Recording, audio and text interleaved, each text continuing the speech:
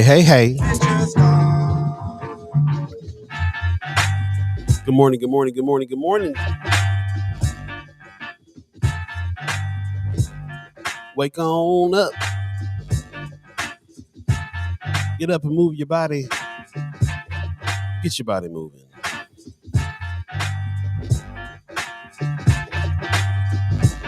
Good morning, good morning, good morning. Check 1, 2. Is this thing on? Hello. Hey, hey, hey.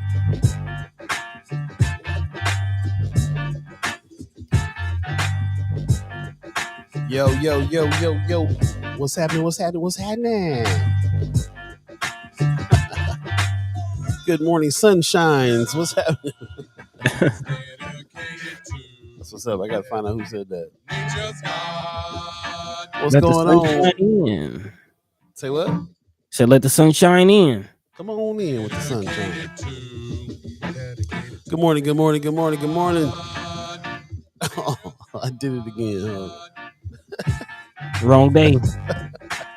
Wrong day, fool. Everybody got the wrong day. If Judy Prince will say happy Friday. Oh dang. I got Monday, May 18th up. I guess we don't know what day it is. Oh my goodness. Good morning, good morning. It is Wednesday, May 18th, 2022. Hump day. You don't know what day it is. Right. You guessed it. You was wrong. Good morning, good morning, good morning. Assalamu alaikum, Brother Muhammad. Hey. Alaikum salam, brother. Alaikum salam. Thanks for joining us on this Wednesday, May 18th, 2022. Wednesday that's feeling like a Monday a little bit. But yeah, you're listening to First Sky Omaha Radio. First Sky Omaha in the morning. Paul B, Buddi3 Da Gawd, Star Trek Rich. No Michelle Trosclair today. She is not going to be able to make it today, so no soapbox moment by her. But we will be politicking with P shortly. So, yep. And shout out to everybody that's on the radio channel as well. I've failed to mention y'all sometimes, but thank you very much for tuning in. FirstSkyOmaha.com. Hit the listen button.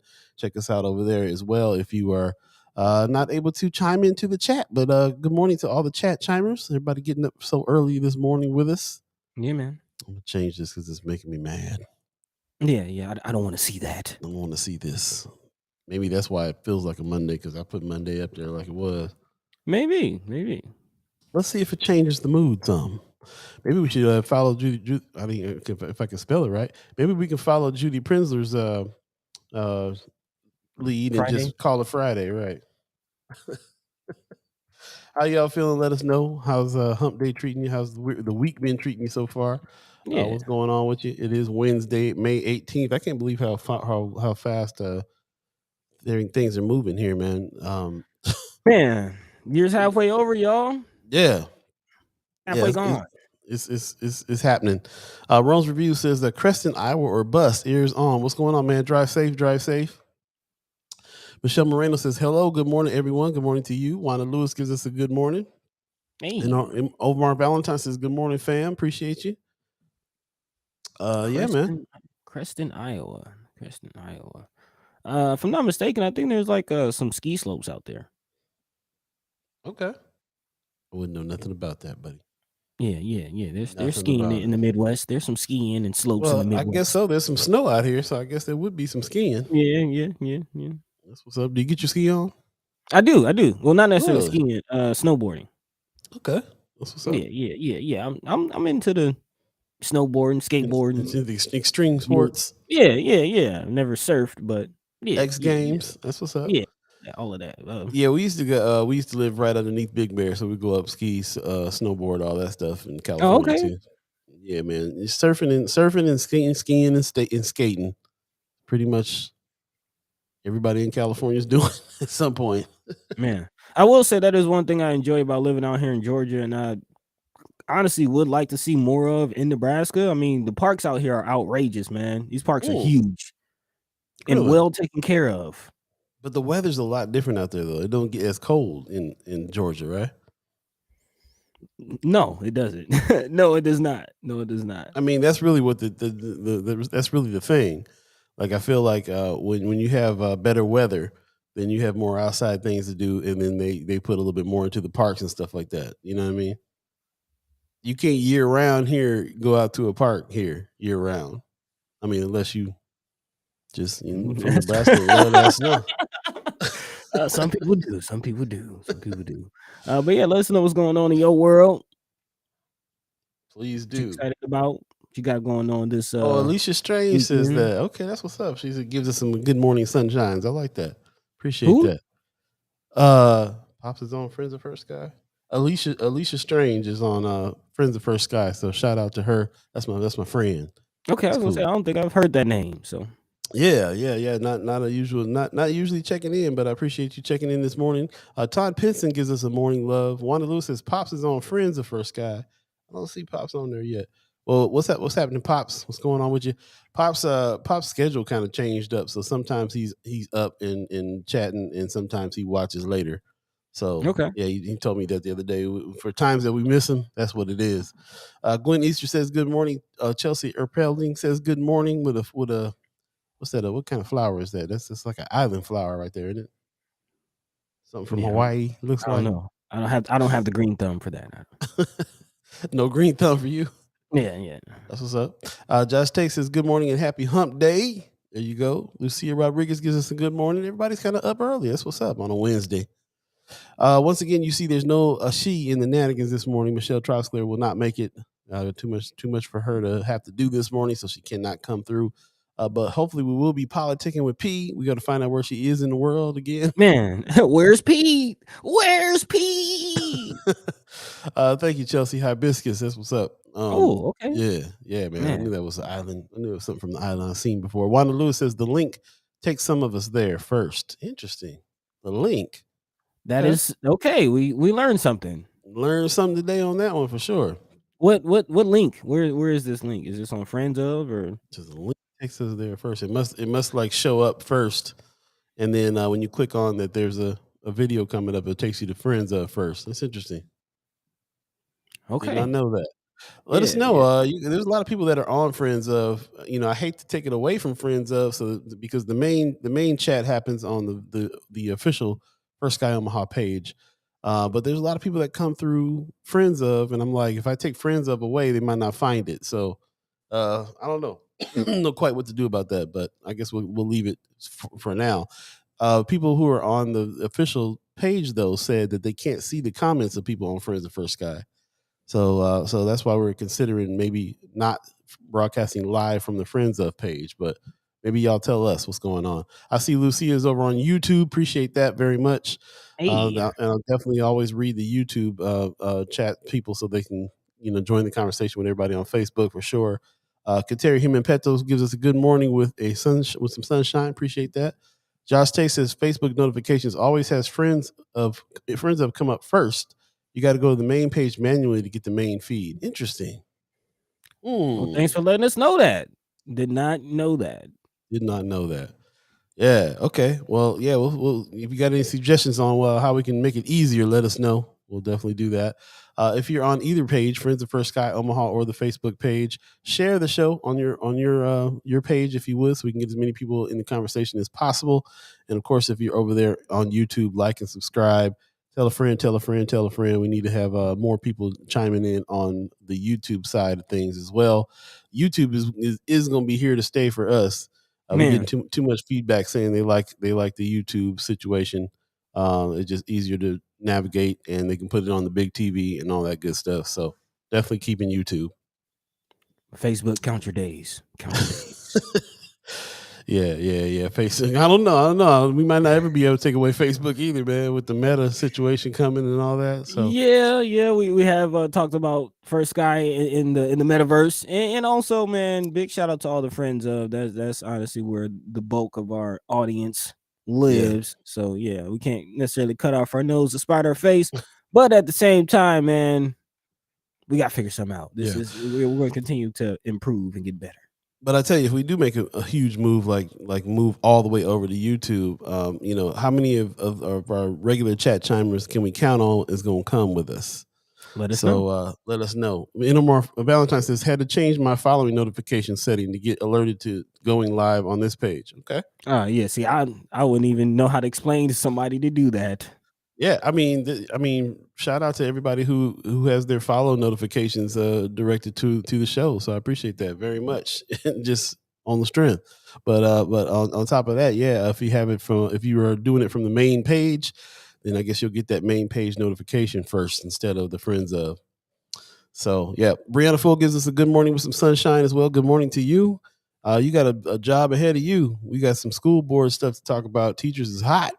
Man, and finally teachers are speaking up. I think you might have hit the nail on the head with the comment about the teachers having the mass exodus and not really feeling the threat or the pressure of not speaking up. If they leaving, they might as well to say why.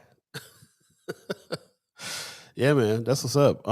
Yeah, we will definitely be talking about that today. Big article out talking about the teachers are sick and tired of being sick and tired and used. Man, and they big shout out chimed to up. Bridget Fogarty of the Reader, who came by and chatted with us on Monday.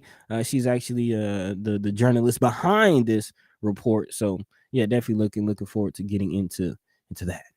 That's what's up, man. Let's go ahead and dive. What else we'll be talking about today? Yeah. We of course continuing our coverage and looking at investment into the community, North Omaha nonprofits, and this shovel ready projects. There are still funds available for this grant. And for those who aren't familiar, this is dealing with those impacted, specifically businesses impacted by the coronavirus pandemic. There's some funds out there, but it looks like that will be delayed. So for those of you who may have applied for these funds or haven't even heard about it, we'll be telling you a little bit more about that and why it's going to be delayed here coming up. And then, as Paul mentioned, definitely diving into not just what the teachers from OPS are saying, but there's also been some reports on a few other school districts in the area that have some solutions. It looks like West Side, District 66, they're doing some things to help stem off this teacher shortage and to recruit some teachers. And then also, I don't know what it is in Lincoln, man, but they always seem like a step or two ahead of what's going on in Omaha. Lincoln Public Schools recently announced their all means all learning equity plan. So we'll kind of dive into that and maybe get some ideas of what we could see in Omaha with Omaha Public Schools.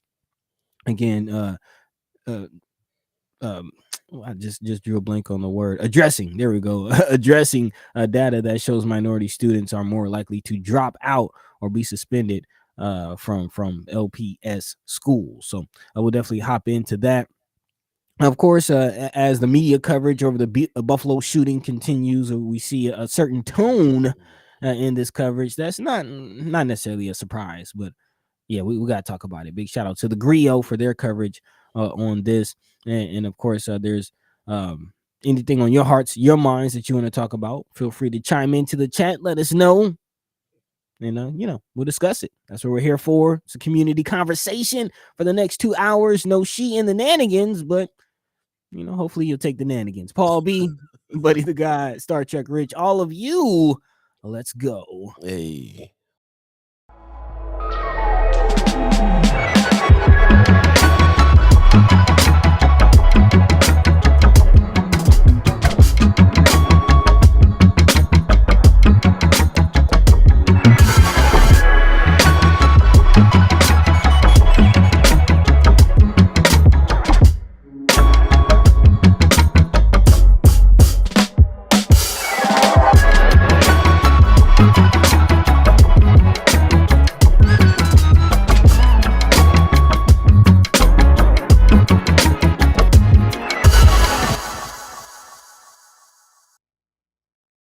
Good morning. Once again, you're listening to First Sky Omaha Radio. First Sky Omaha in the morning.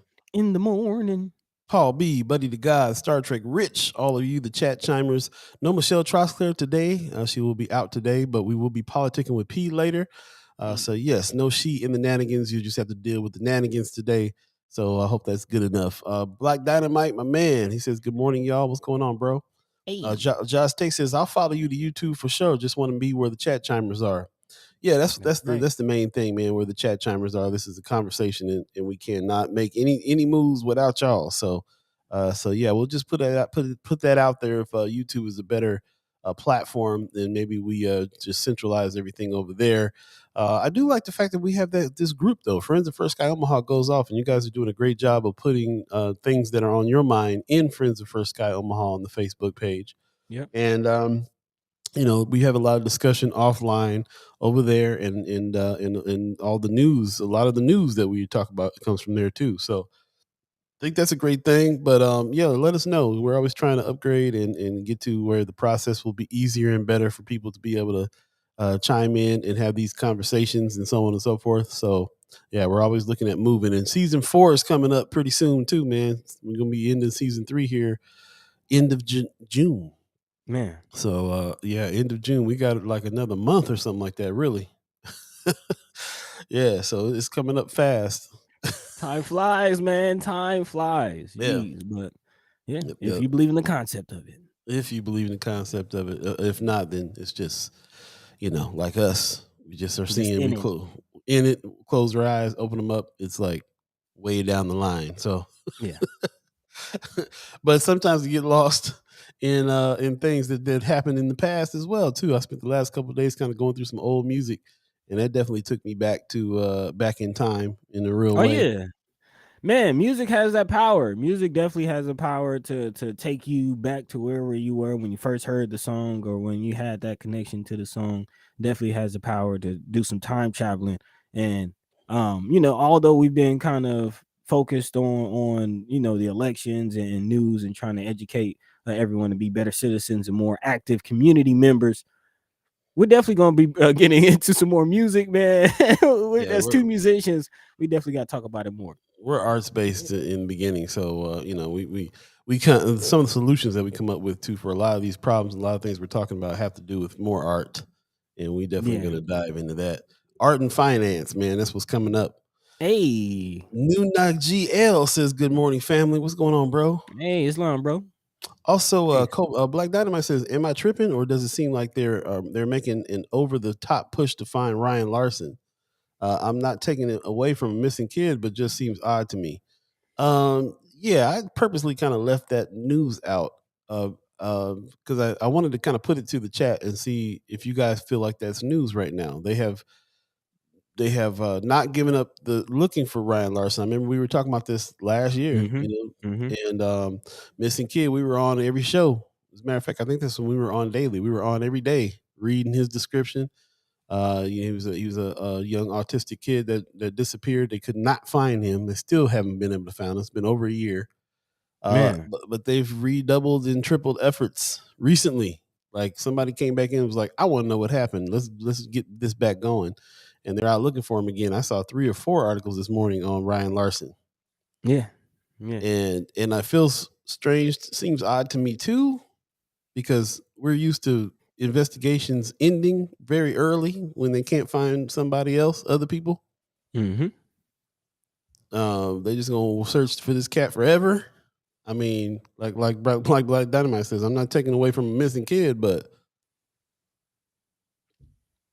I don't know. Well, I guess we can go ahead and kick off and start there because this is interesting because I did pull that story and I did think that it was Hmm, noteworthy. okay. When you compare and contrast the other video that's on the Friends of First Sky Omaha Mm, of that kid that got dropped off at the wrong place by the bus and he's walking through the neighborhood, crying, trying to find um a home or yeah. trying to find home or trying to find a way to Somebody can call help him home. get home, right? Exactly.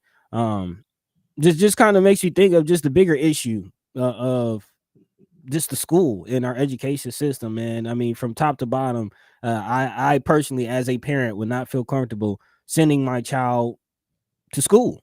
I Mm. wouldn't trust for them to get there. I wouldn't trust for them to be treated right or properly educated when they got there, and I wouldn't trust for them to be able to get home. Yeah, I can. Yeah, you got me thinking about it now. Yeah, that's So right.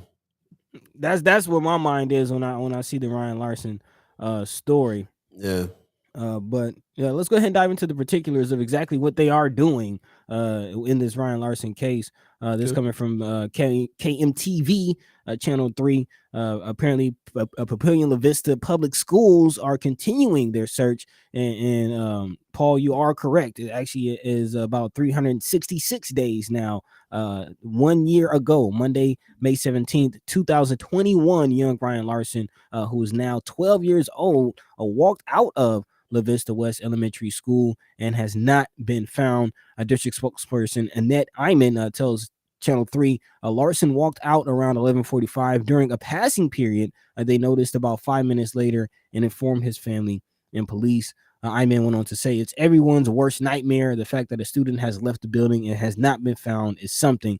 I know the staff in that building and everyone in the school building think about every single day.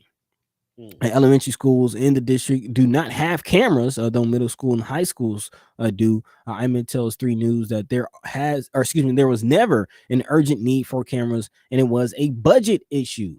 She says the middle school and high school age kids, cameras are used for their surveillance, but younger kids have never posed an issue.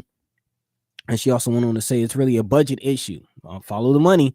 And the ESSER dollars, which stands for Elementary and Secondary School Emergency Relief Fund, with the COVID relief and some of that, we found that cameras were not just safety and security, but we can use it for contact tracing and some of that.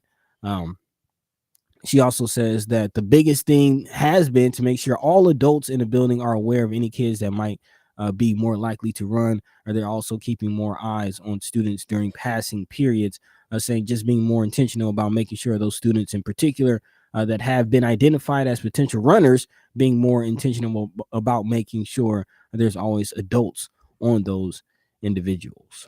Wow. I'm kind of surprised to hear that there's not cameras, but I'm not surprised to hear that there's not cameras because the money.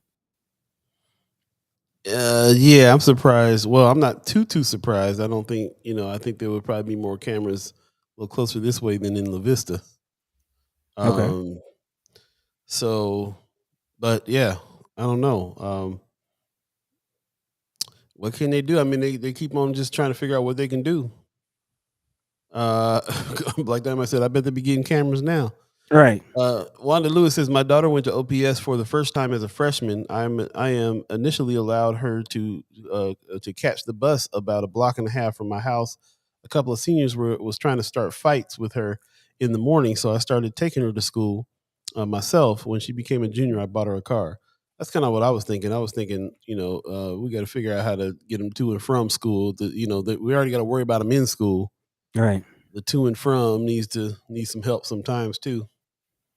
Wanda Lewis says Nelson Mandela has cameras throughout the classroom as well as early childhood development.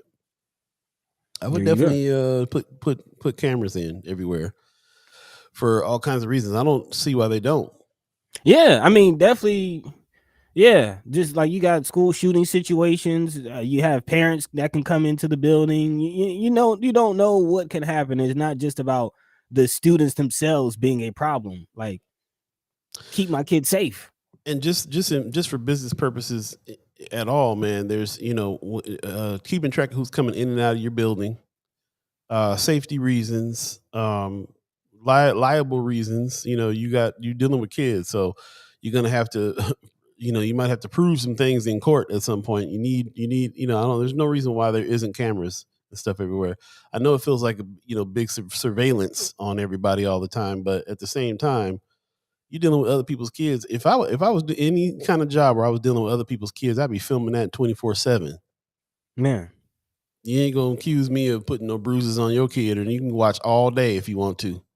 Right, and that's what I was thinking too. Also, give the parents the ability to peek into the class, and that would actually kind of help some things. Like, hey, I see how you doing in class, and then address that issue, and parents get more involved. But that's just me thinking. It's just me thinking. What say you? A couple people in the chat. Sean McCarthy.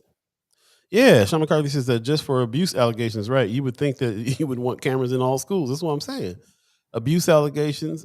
There's no reason not to, man. If they were doing it right, you'd be able to sit at home and go to a website, click on a button, and watch your your child sitting there, watch that classroom and what that teacher's doing that day, and everything. There shouldn't be no reason why that isn't the case. Let me ask some people that are in the chat. If anybody are teachers in the chat, would that be too much? Does that sound like too much of invasion of something or whatever? But not sure. I'm just trying to look at the other side of it. But I know, like, when I'm thinking about little man in school, I definitely would check in on that channel from time to time during the day. You know what I'm saying? Right. Wanda, let's see. Wanda Lewis said Nelson Mandela has cameras throughout the class. Yeah, we already talked about that.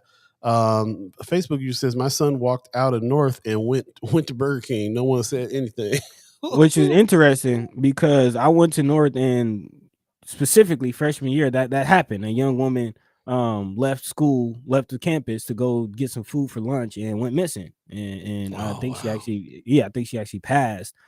So they actually don't really let students leave for lunch and things like that. So the fact that he was able to just, I mean, people, sneak out of school and things like that.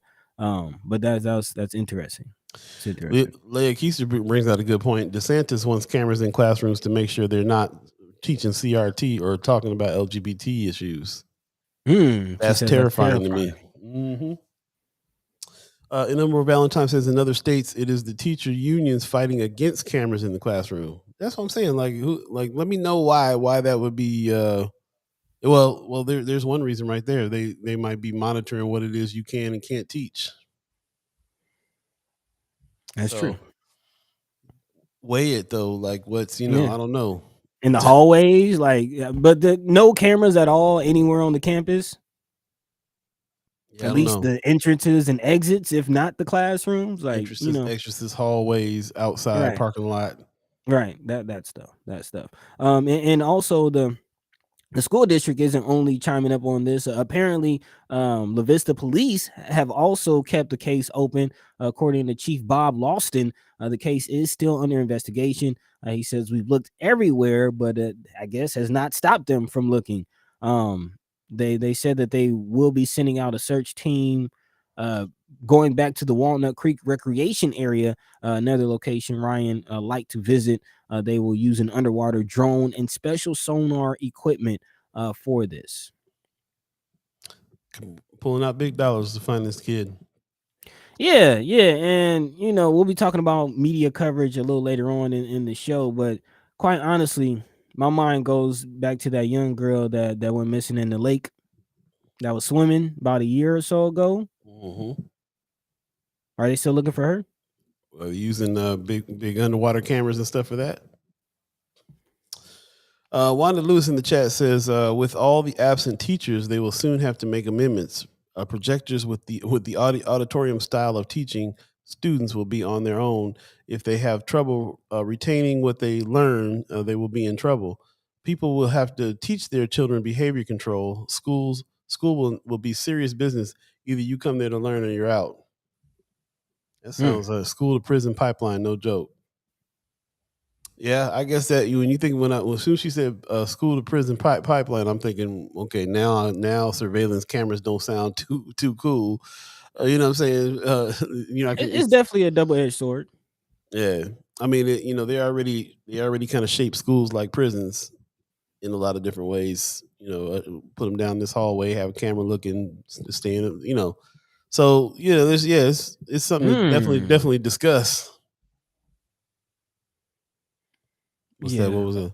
Yeah, I'm sorry. I'm still looking at this article, and it's very interesting. This comment from the chief as far as what they maybe suspect is happening.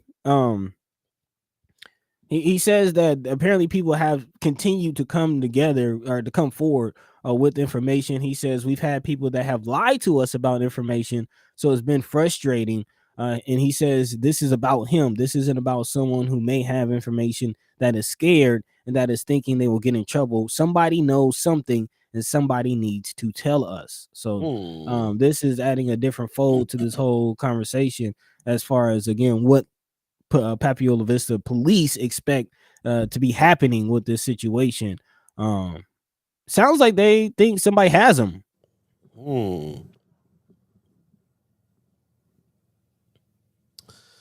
Interesting. Michelle Moreno says she only found out because he left a receipt, a recipe on his desk at home. Probably a receipt. She's saying, talking about her son walking to Burger King. So that's what I mean. Like kids can kind of walk out and nobody say nothing, but somebody probably saw something. Like you're saying, Possibly. like yeah, it could be they think somebody got him or somebody knows where he's at or somebody or he walked down somebody saw where he went. It definitely sounds like they know more than being that has been reported, and they expect more than what's being reported. 7:30 right now. If you believe in the concept of time, you're listening to First Sky Omaha Radio. First Sky Omaha in the morning. In the morning. Paul B, Buddi3 Da Gawd, Star Trek Rich, all of you, the chat chimers. We are in the middle of discussion right now. Ryan Larson is back in the news. They're doubling and tripling efforts to find him again, breaking out the big money equipment and asking a lot of questions, and they're going to keep going with it. We're kind of talking a little bit about how they're treating this particular missing kid. Black Dynamite is reminding us the little girl in the Platte. They only looked for her for about a week. I'm saying they said that she might have drowned in the Platte River. So, yeah. So, what are your thoughts on that? What are your thoughts on how much effort is being put? I mean, for a missing kid, you want them to look forever, but they don't look forever. They have reasons why they stop looking. And those reasons vary per child, and sometimes it don't seem fair. Also, we're discussing cameras in the classroom, cameras in the school. Wanda Lewis says cameras in the classroom is one way that early childhood development makes a determination if your child needs to be on meds or not. Cameras in the classroom. Okay. So if she says documentation with evidence. Very interesting. Michelle Moreno says, is his family still in Nebraska? Ryan? Yeah, that's a good question too. That is a good question. Not sure. Because it is being reported that a neighbor did see him around 1:30 p.m. on the day he went missing in his apartment complex. So yeah, if the family may have fled Nebraska or something, that kind of looks fishy. Yeah. Sean McCarthy got a good point. He says, I hate to even bring this up, but just for the case of mass shootings, schools are obviously a target. I would think you would need cameras. I don't know if you can straddle the line for privacy other than strategically placing them, near entrances and at a minimum. That's what I'm thinking. Yeah. Because I can see the argument of not having cameras in the classroom and how, again, that could be a double-edged sword. And, certain actors and people in position could use that, to the detriment of the students. But I do think at least somewhere on the exterior of the campus, you need cameras somewhere, especially as Sean McCarthy said, with the wave and just the presence of school shootings in society today. It's a real thing, man. Yeah. Michelle Moreno was asking, is his Ryan's family still in Nebraska? She says, because I'm just saying, as a mother of a special needs child, I'd be out there every day looking for my son and making sure it's not just a little weird. It's just a little weird situation for me. Yeah, I think all of us as parents, or as family would be out looking for them all the, that's kind of my point about whether or not they stop the investigation, because what we're used to. Black Dynamite brought this up earlier, and he was like, "It seems a little odd to me." Well, it seems odd to me too, because what we're used to in our community is kids that go missing. They end the investigation after a few months usually, and then the family and friends are just out for the rest of the year and the rest of forever looking, searching. It's left up to our community to try to keep on looking, to keep on trying to find. So to have a whole city still behind efforts just seems interesting. Happy for them. I'm happy that they still looking for the little man, but that needs to extend to everybody, of course. Wanda Lewis says, I agree, you don't hear much from Ryan Larson's family. Yeah. Usually you hear they'd be on the news and still with a reward or something. But again, we're going to be talking about media coverage here in the show today because of the fact that that's some of the problem. there might be investigations still going on. Them still, people still looking for missing kids that we don't know about. It has a lot to do with what the media is really pushing and chiming up on. And the fact that I saw 3 or 4 articles looking at the news this morning on Ryan again, it doesn't necessarily mean that it's not telling me too much about the efforts of looking for him, but more so to me, it seems like to me, it's a story again, and I'm trying to figure out exactly why. I guess it's because they picked it back up, or because it's like a year anniversary, whatever the thing is. So. Yeah. But there's definitely several elements to this because again, as the public school or La Vista Schools superintendent mentioned, it's also about keeping the eyes on the children. It's not just, especially if they don't have cameras, you need teachers to be more invested, but that's hard to do if the teachers themselves aren't getting invested in. So I kind of wanted to pivot a little bit. I wanted to pivot a little bit because there's a lot of elements to that Ryan Larson story, and one of them is, of course, where are the schools going? What are the schools doing? And like Leah Keiser says, did the school face any consequences? And we're seeing the kind of breakdown of it. Again, this is from the Reader. Shout out to Bridget Fogarty for this report. But teachers are saying they are tired and they feel used. So if a teacher is in that mental space, how much attention or, how much can they watch your child? Yeah. Adam Byers is one of the teachers speaking up, saying that he didn't have a fraction of the support he feels he should have had as a first-year teacher in his Omaha Public Schools classroom this year. That's why he's resigning from the district, according to what he tells the Board of Education in this just past Monday's meeting. He says, a single school year in this environment has destroyed the 20-year-long love I held for teaching. I have never experienced such a toxic work environment in my life. Of course, Byers is one of 491 teachers the district projects to resign from the school by July 1st. That's according to OPS data. The district initially projected 585 teachers to resign, and that's according to data provided to the Omaha World Herald. But at the almost 2-hour board meeting this past Monday, President Shavonna Holman wanted to stress how seriously board members take this moment. As she said, her colleagues are each invested in OPS school communities. Holman herself has been subbing in OPS classrooms, so she's kind of on both sides, if you will, as far as the board and the teachers. She wanted to say, although we can't fix and correct everything right now, we are certainly doing our best in trying to figure out what we can do to assist and keep you all encouraged.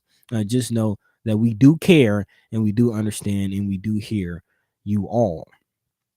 But 400 and so teachers, close to 500 teachers leaving. Yeah. Not looking good. It's not looking good. Brianna Full gave us some stats a couple weeks ago when we were talking about this, just about how many teachers were leaving compared to how many were getting hired on, the big gaps that were there, and also this was in the context of talking about the new schools being built out in the south, on the south side, and how are we going to populate those schools with teachers when we can't even replace the ones that are leaving now. So, like Wanda Lewis says, teachers leaving public schools is not just a Nebraska issue either. It's going on in all the states. So yeah, we're looking closely at what's going on here in OPS. But yes, this is a trend. Everywhere this is happening. It's not when we talk about this, what employers are calling like the Great Resignation. All across the country, people are leaving their jobs or demanding that they get better pay and stuff at their jobs. This is a big pivotal move for people who feel like they got the wrong job or a job that's not giving them support. Any job that you go to that you feel sick and tired and feel used, you're gonna be doing something else if you can. And because there's so many people begging for people to come work for them, people are getting a little bolder on making that move because they know there's jobs out there. That's a good point. Yeah. But there are some things that are being done to combat, not really saying anything from OPS, but in surrounding areas there are some solutions that are being reported that I wanted to dive into.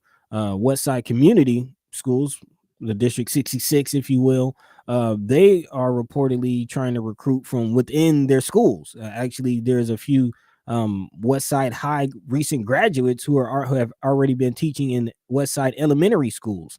One Dylan McKee, who's a recent West Side High grad, said, "I wanted to just kind of get to know what teaching was because I didn't really know what I was going to do after high school. And I heard about this class, so I decided to take it and just fell in love with it." Now, over the past school year, he's been teaching elementary students, and he's even created his own lesson plans. And this is a program that is a part of Westside Community Schools' new approach to solving the teacher shortage. Dr. Andrea Haynes, who's assistant superintendent of human resources with Westside Community Schools, says part of that is growing a pipeline of educators to not only feed Westside, but Omaha and Nebraska in terms of growing our own. As she went on to say, we're going to have quarterly check-ins with our seniors, and we're actually going to go back and do it with individuals who graduated 2 or 3 years ago, because those individuals will be getting closer to graduation. The plan is to help foster the passion for teaching for students, and then once those students graduate and go on to college, Westside Community Schools plans to follow them on their journey through college and eventually bring them back into the fold as teachers. As far as getting ahead of the curve, I think that's an idea, especially for people who lived in the community or part of the community. I went to the school. I know there are some student teachers that have been reported in South Omaha who's doing the same thing. Yeah, interesting. Rihanna Full in the chat says, "Isn't it worse when politicians say, 'I hear you,' and still aren't doing enough? The disrespect. They know it's an issue, yet refuse to take the drastic measures they should have taken a year ago to prevent 700 teachers leaving the district." I'm Yeah, kind of curious. What are those measures? Is there a bill that could have been passed that didn't pass? What are those measures? yeah. That's a good question. Wanda Lewis is continuing on talking about some of the problems here. She started off talking about teachers leaving public schools being more than just a Nebraska issue, but she also said unruly atmosphere in the classroom. Teachers are being cursed out. Large classrooms with no paraprofessionals, so no help to those professionals as well. Also, lack of supplies needed for teaching. Teachers buying supplies out of less than adequate salary. Yeah, we talk about these. Our CRT, critical race theory, has been afraid to teach. So lots of things here that can be named for for the reasons why teachers are feeling unsupported. And but we've been hearing about these things for years. We've been hearing about Right. teachers buying their own supplies and stuff for a long time. So there's definitely a movement happening here. I just want to give a shout out to Ty Williams. Gives us a good morning with some sunshine. Good morning, Ty Williams. Also, Pop says good Wednesday morning, First Sky crew and fam. Sorry, I'm Hey. tardy. Yeah, no problem, Pops. Glad you're here for sure. Going back a little bit in the chat, there was some interesting stuff here I didn't want to leave out as well. Gwen Easter, it says they need to put all efforts into finding all children that are missing. Just because there is no media coverage about a child does not mean it is not being investigated. Hopefully, parents, family, and friends will help the police and keep the story alive so their loved one's case is solved. Yeah. Very, very true. Very true. We started off the conversation talking about young Ryan, who's being looked for here again.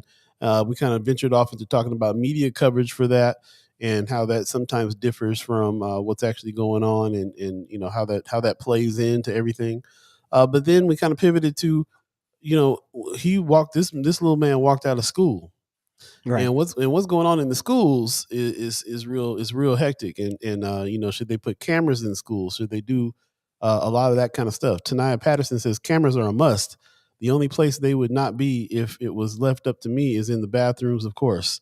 Protect Right. teachers and students from accusations. The same with common sense moves. Especially when we're in a time right now where teachers are walking out because they're feeling not supported. So they already can't keep their eye on everybody when it's fully staffed. If we have less than fully staffed, then how many more kids are going to be able to walk That outside, part. get lost? That part. Yeah, I think she Tanaya Patterson might be right on that. You might have to have cameras now. You have to weigh it because we were talking earlier in the chat. If you're just joining us, you're talking earlier in the chat about what it means to have cameras in the classroom. In our state, they'll be like, yeah, put them in the classroom so that we can see if they're teaching CRT and LGBTQ issues. So That's very, very huge and very complicated answers for sure. Innomar Valentine says increased salaries just levels the playing field. What does Omaha have to offer support people staying in Omaha? It's a good Very true. question. Black Dynamite says, my mom, who was a teacher for 30 plus years, talked about how in modern day times, if a teacher had less than 15 years in the district, wouldn't pay as much into the pension, which would make it easier to walk. So there's some inside information on what teachers are actually getting paid and what's going on there. Okay. Brianna Full says, and stop verbally disrespecting teachers. Recently, a board member told teachers to find a new profession if they're not happy with their teaching conditions. Wow. Wow.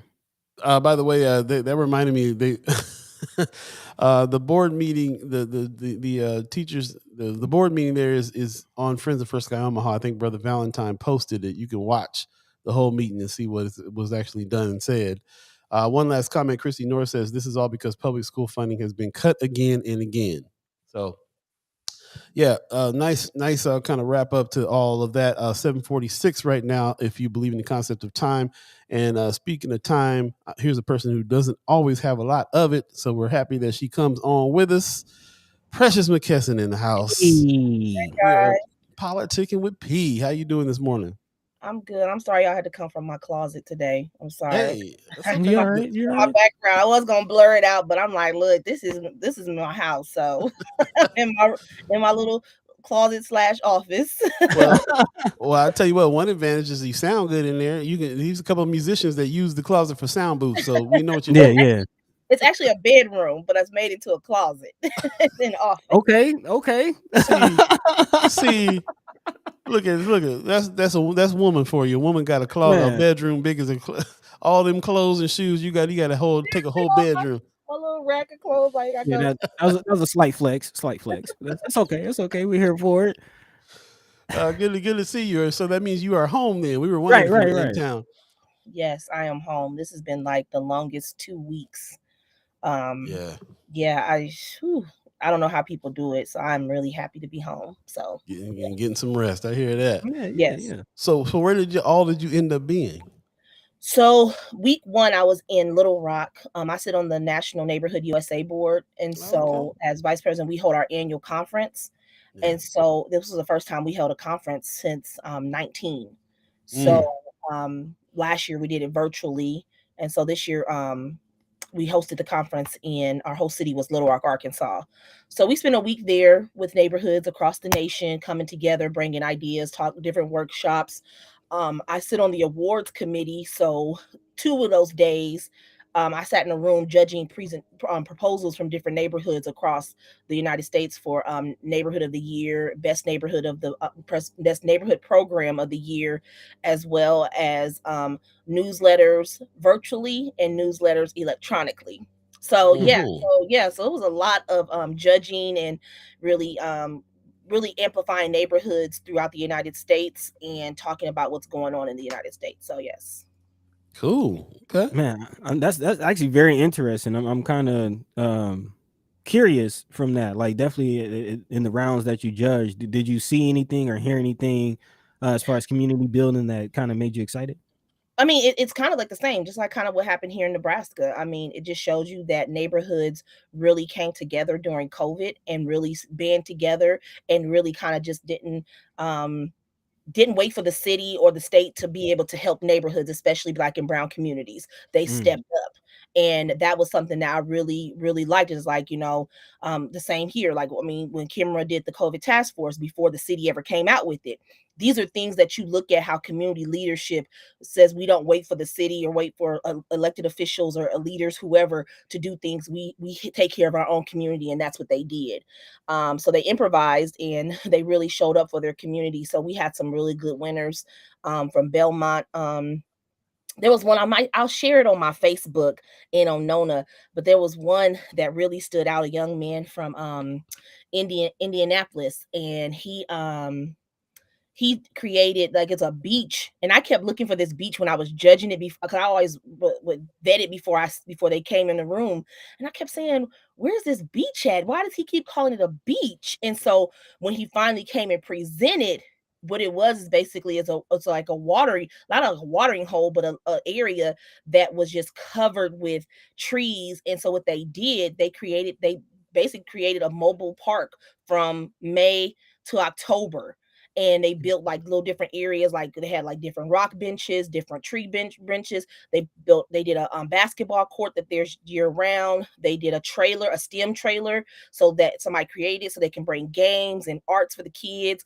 They hosted barbecue, they hosted meditation. They did so much. I'm gonna share it. It was so cool. And they actually won Neighborhood of the Year. They actually won the overall prize because of the number one, the work they put into it, but it was so culturally and it was so based in grassroots. It wasn't like they didn't have the Indiana Pacers giving them money to do this. They had grassroots organizations helping them. And so they brought everybody in. And I think the meditation part was one of the my favorite parts, is like them having families come in, and then they had fathers come in and take Father's Day portraits with their kids. To make sure that they had those portraits. It was real cool. So I'm gonna post them on my Facebook once we do the press release. I'll make sure I post them and post their contact information so people from different communities can contact them about their programs and stuff. But a lot of programs did focus on food pantries, COVID, neighborhood organizing, just rental assistance. One organization did rental assistance. They didn't go through the United Way. They did actual rental assistant. And this is the thing, a lot of these communities, and this goes to show in Black and brown communities, they do this in their neighborhoods, but the people who most come is people who don't even live in their neighborhoods and come and get those services. And so they opened it up, so it showed that, hey, we get talked about so bad on the news, but when things happen, people come to our community because they know we're the first to get it. Yeah, man. That reminds me of being out there. I knew you were gonna say that. What? When we went to go get the COVID shots. Yeah. Yeah, that too. Yeah, man, that reminds me of that. And that's also just the theory that we support other communities when we start something. We stood out a couple of times with the Revolutionary Action Party where they were giving food away. Nothing but white folks driving up on 24th Street picking up bags of food and being very, very grateful for it, by the way. Well, I mean, we do. I mean, that's the thing, though. We have those communities. We have all communities, especially in North Omaha. We're a melting pot. We have all different nationalities in our community, and I feel that's what sets us apart. Because those are our neighbors, and we're accepting. And I know when we did our food drive, it was very, it was our community. And I think that we get so negative attention in North Omaha, and it's uncalled for because we are in this together, and the thing is that poverty, people knew we had poverty and knew we didn't have much. COVID just really put it on a microscope where they had to help us because for so long we weren't, but they had to, because this was an epidemic. They had to help us at this point and help the communities that only get so much. So yeah, it's different. It's a lot. Yeah. We got Kimra Snipe in the chat this morning chiming up. Good morning to you. She says, talking about when they did their efforts, says the mayor's COVID task force did diddly squat. Yeah, because her efforts was totally different. Her efforts were there. It actually it blew up. It was, and then they came a week or two later and it's like, oh, we're creating a COVID task force. When all they had to do was really reach out to Kimra and say, hey, and Kimra, make sure I'm right or wrong, didn't even give the courtesy to say, hey, can you be on this task force with us and be able to give us information or how it was real. But Kimra brung us all together literally on a Friday at 8:00 in the morning. It had to be like over 40 or 50 of us on one call, like mobilized, and and that's what you do. And so then they all of a sudden they created it, and we were like, what? There she goes. She said they did not. Members. See, so yeah, it was. But that's how that's how it works together, when someone basically brings you all in and says, hey, this is what we need to do, and it worked. Yeah, that's what's up. She said she copied me. Took the program and everything. Did an Elvis on her. She copied it and didn't give her no credit for it. Yeah, I hear that happens a lot in the community, actually. Yeah, just putting it out there. Yeah, that's why I don't know. I keep my ideas to myself now because there's a lot. Hey, I don't blame you. I don't blame you. Just go ahead and make it I keep happen. out here making money off some project ideas. That's right. Yeah. Definitely happened to me several times in my life. I don't even get mad on it anymore. I just say, well, hey, we're on the zeitgeist right now, I guess. But And hey, so all we can say is that we just just say, hey, if our community is being benefited from it, just roll with it. yeah. Vicky Young says, good morning. She says, not only did they have to help us, but we as a community had to band together to help us. Yeah, we did. It was no egos. It couldn't be no egos involved in COVID. It was not who was going to be the leader, who was going to do this, who was going to be the spokesperson. Look, people was dying. Didn't nobody care who was being a spokesperson? Get the message out to our people, because we were the highest number of people who were passing from this. And then we had to flip. We had to turn when the vaccination started to come out. We had to band together again because we had so many myths and so much stuff being said. And and my thing was like, people were like, look, we dying from this, and we got people comparing it to the Tuskegee experiments. experiment. It's like, look at this, like, come on now, we gotta get together. And it's like, talk about this. But I mean, it was so much that we had to help in our community to understand the importance of it, and not want to say, get mad because people were talking about this, about the social media, you should say, blitz, the Tuskegee, because that's why it came. People just started talking about it, started snowballing. So we had to figure out, how do we help our community? And the thing is, like, it wasn't no egos involved. It was people doing the work because we knew the importance, and we knew that our community was at stake. Yeah, like Sister Snipe says, that was a united effort.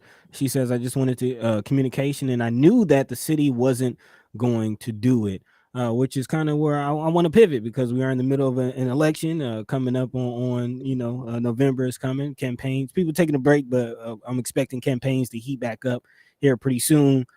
So you're kind of a unique position as someone who's worked in the communities and worked with neighborhood associations, and now your position with the Democratic Party.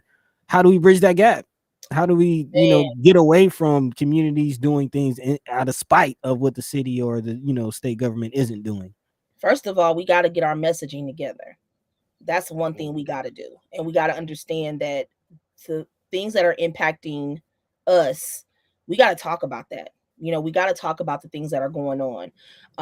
Also, elected and candidates, they have to talk about the issues, talk about things that are taking place and what you want to do and what you are going to do, not to what you want to see change, what you're going to do to make that change.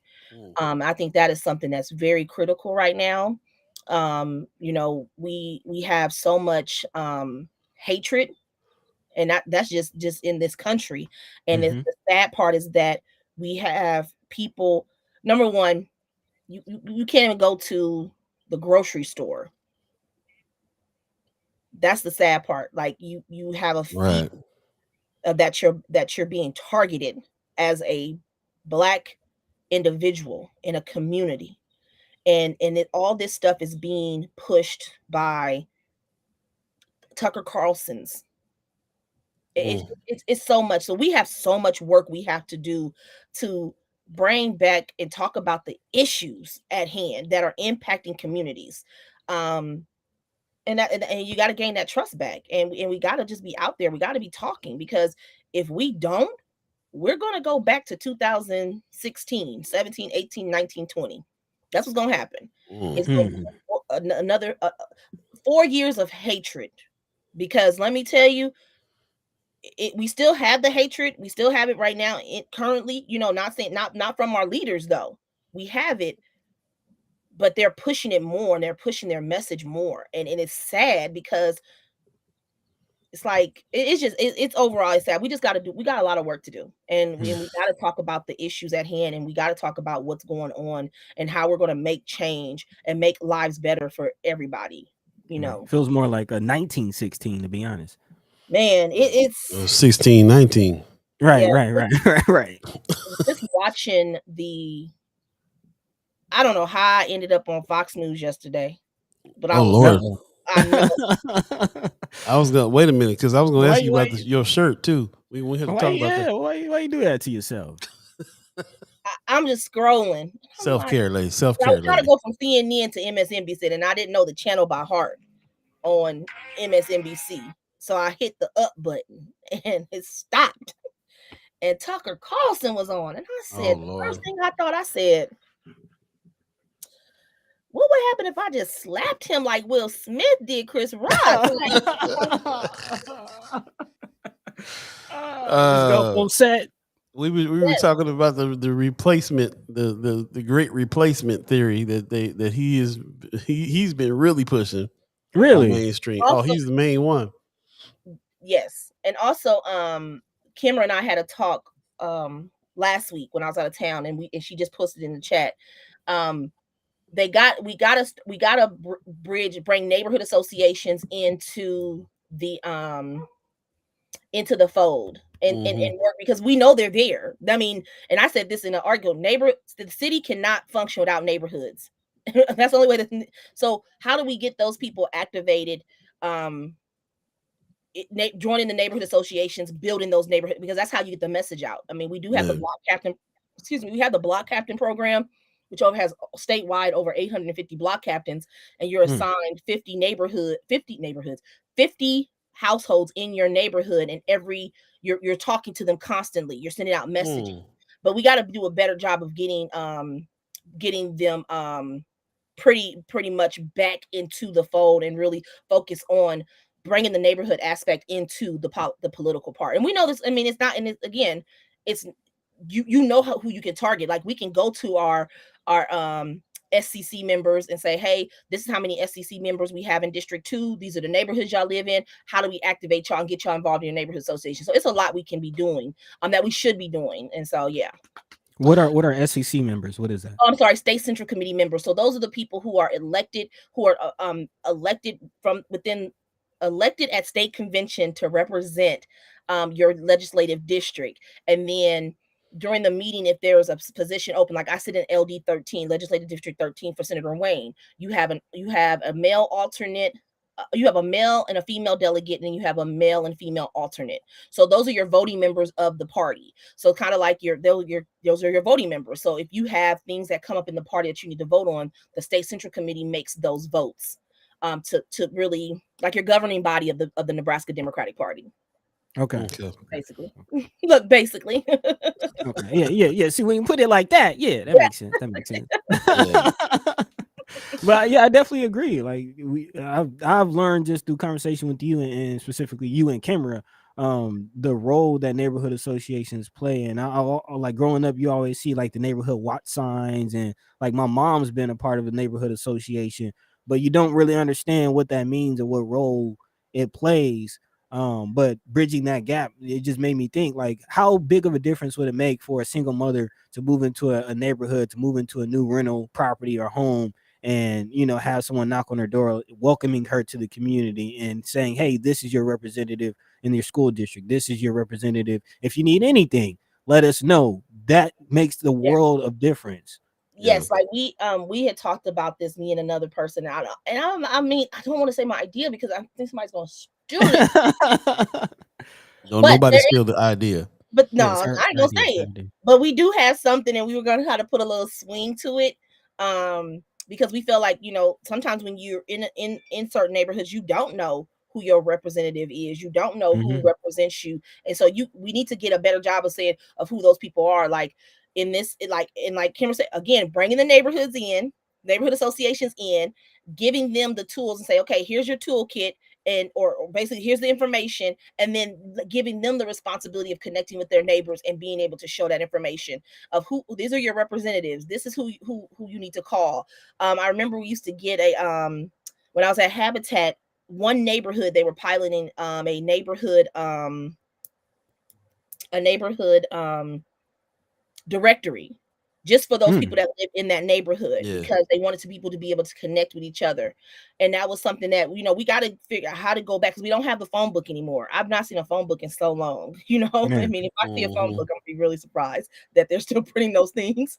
But we got to be able to connect and let people know, so that they know what's going on. When are your school board meetings? How can you watch the legislature from home via, you know, via the internet? Like, these are things that we need to be able to show them, so that they can know all them different things. So we need to they need to have a neighborhood association website that they can just kind of go to and see that. But that means you got to put a group of people together to populate that website with news from the neighborhood and so on. This is bringing me back to an idea that me and Buddy had back in the Mind and Soul Malcolm X days, which is have the neighborhood associations call us with the latest, and we would talk about the news in each neighborhood.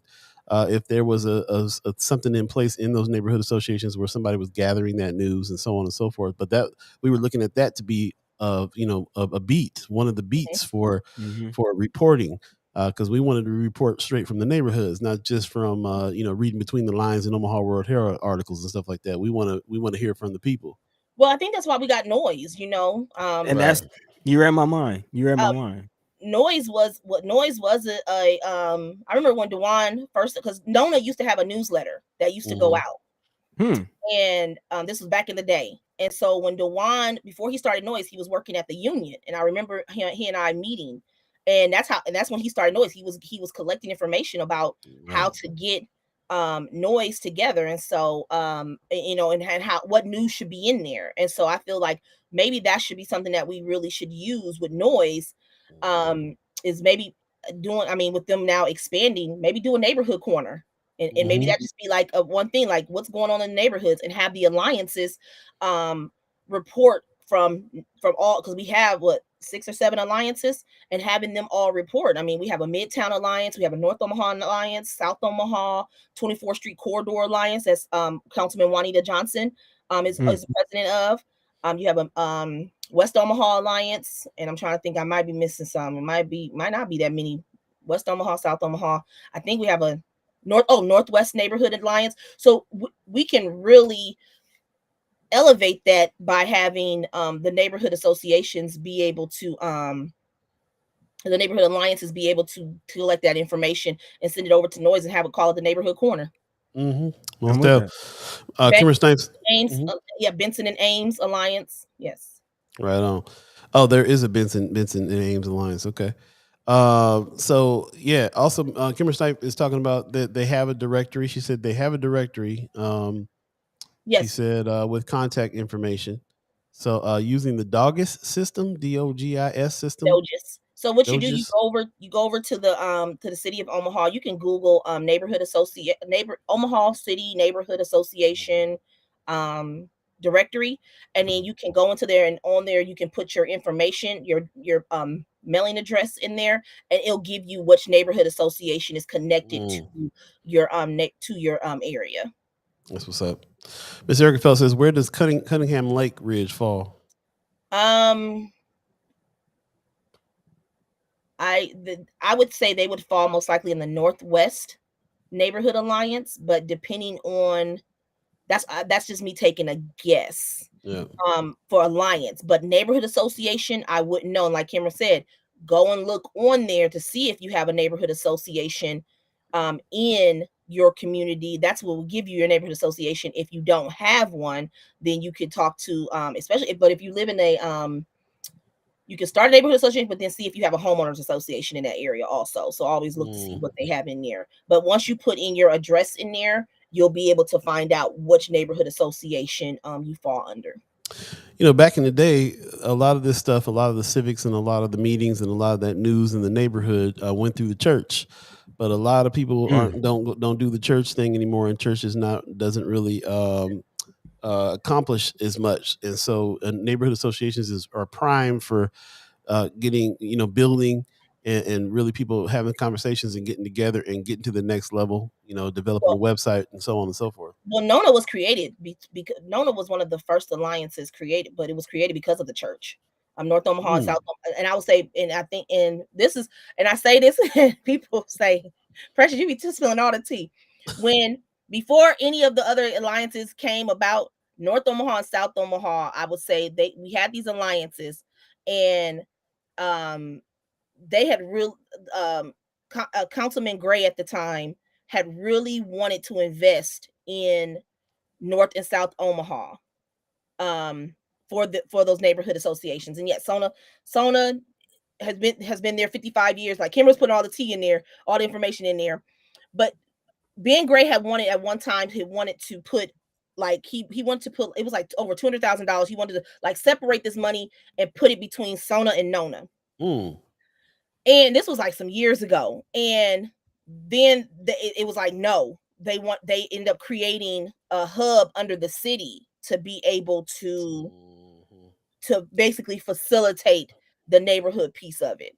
Wow. So, I mean, it's been a lot. I mean, but the neighborhoods, neighborhood associations, and I would say are based from the churches. Oh, okay. That's how I look at it, because a lot of the people who are involved in it are back then, I would say then and now, attend church on a regular basis. And so that's how, when I got involved in Carl Christian, who was a deacon at Salem, and Preston, I'm about to call him Preston, Primus, who both attend Primus Jones, who attends Salem, they were the leaders of Nona. And then we had Terry Miller, we had Ben Gray was on there. We had a lot of different people on there. And so I don't know. I mean, I just feel like we have to figure out how to bring it back to where neighborhoods is the focus, because again, without neighborhoods, you don't have a city. Very true. Interesting stuff that Miss Snipes is putting in here too. That the Sona is 55 years old, started by a black man, Homer Early. I've heard that name before. Katie L is on YouTube over there saying, thank you for the info on finding neighborhood associations and ideas on how to connect to the associations with the legislative district and representatives. And yeah, just doing some thanking there tonight. Patterson says, speaking of non-local people taking advantage of local services, it was so funny to me when I went to Wash one Sunday down to 24th and Maple, and I was literally the only black person in there. And then on top of it, I was looking out the window, watching all the white churchy people pull up in luxury vehicles. It was unreal. Where are you talking about? This is the thing but I say this, and I say this with all respect, that's not new. Those are people that attend Sacred Heart Church. It's always been like that. And maybe because I've always, I grew up in Omaha, and so I've always seen that. North Omaha is just not, even though they say it's not just the black community. North Omaha has a lot of people. Do we see gentrification trying to take place? But remember, all those people that are pulling up in those vehicles, they don't live in North Omaha. They go to church, they worship in North Omaha, and then they go back to their community. But we have two Catholic churches, if I'm not mistaken, St. Benedict, which is off of 20, which is right behind the Bryant Center, right before the Bryant Center, and then we have Sacred Heart right there on 24th Street. So I want us to be able to open up and see these different things, that people come to North Omaha, they worship in North Omaha, and then they go back home. Just like if you go to Abide, or you're going to see a lot of different people, I think it's the Bridge Church, a lot of different nationalities. But again, we have to, I don't know. I can get into a whole topic about that. Yeah, I mean, it's I think that the idea, especially about North Omaha in particular, that's where the majority of the black community is, but that doesn't mean that all North Omaha is just all black. As a matter of fact, there's when we were looking at statistics a few years back, it was almost kind of half and half, black folks, white folks. And then there's huge, of course, groups that are coming from other places. We have immigrant community. We have a large immigrant community. We have a large Latino community. People are like, oh, the Latino people bought a church in North Omaha, and right, because they're used to seeing Latino people out in South Omaha, but as Kimber Snipes will attest to, there's a lot of black folks in South Omaha. So we call it the East Side. It's just the East Side from now on around here. So that's what we're gonna do. We got a couple minutes left with you. We've been talking a lot about the neighborhood associations. I'm glad we did. I'm glad we jumped in. And let me see here if there's anything in the chat I wanted to bring out real quick. Kimmer says, "Come to the Sona banquet June the 2nd at the Omaha Croc Center." Yeah, remind me about that, Kimmer. I want to definitely come check that out.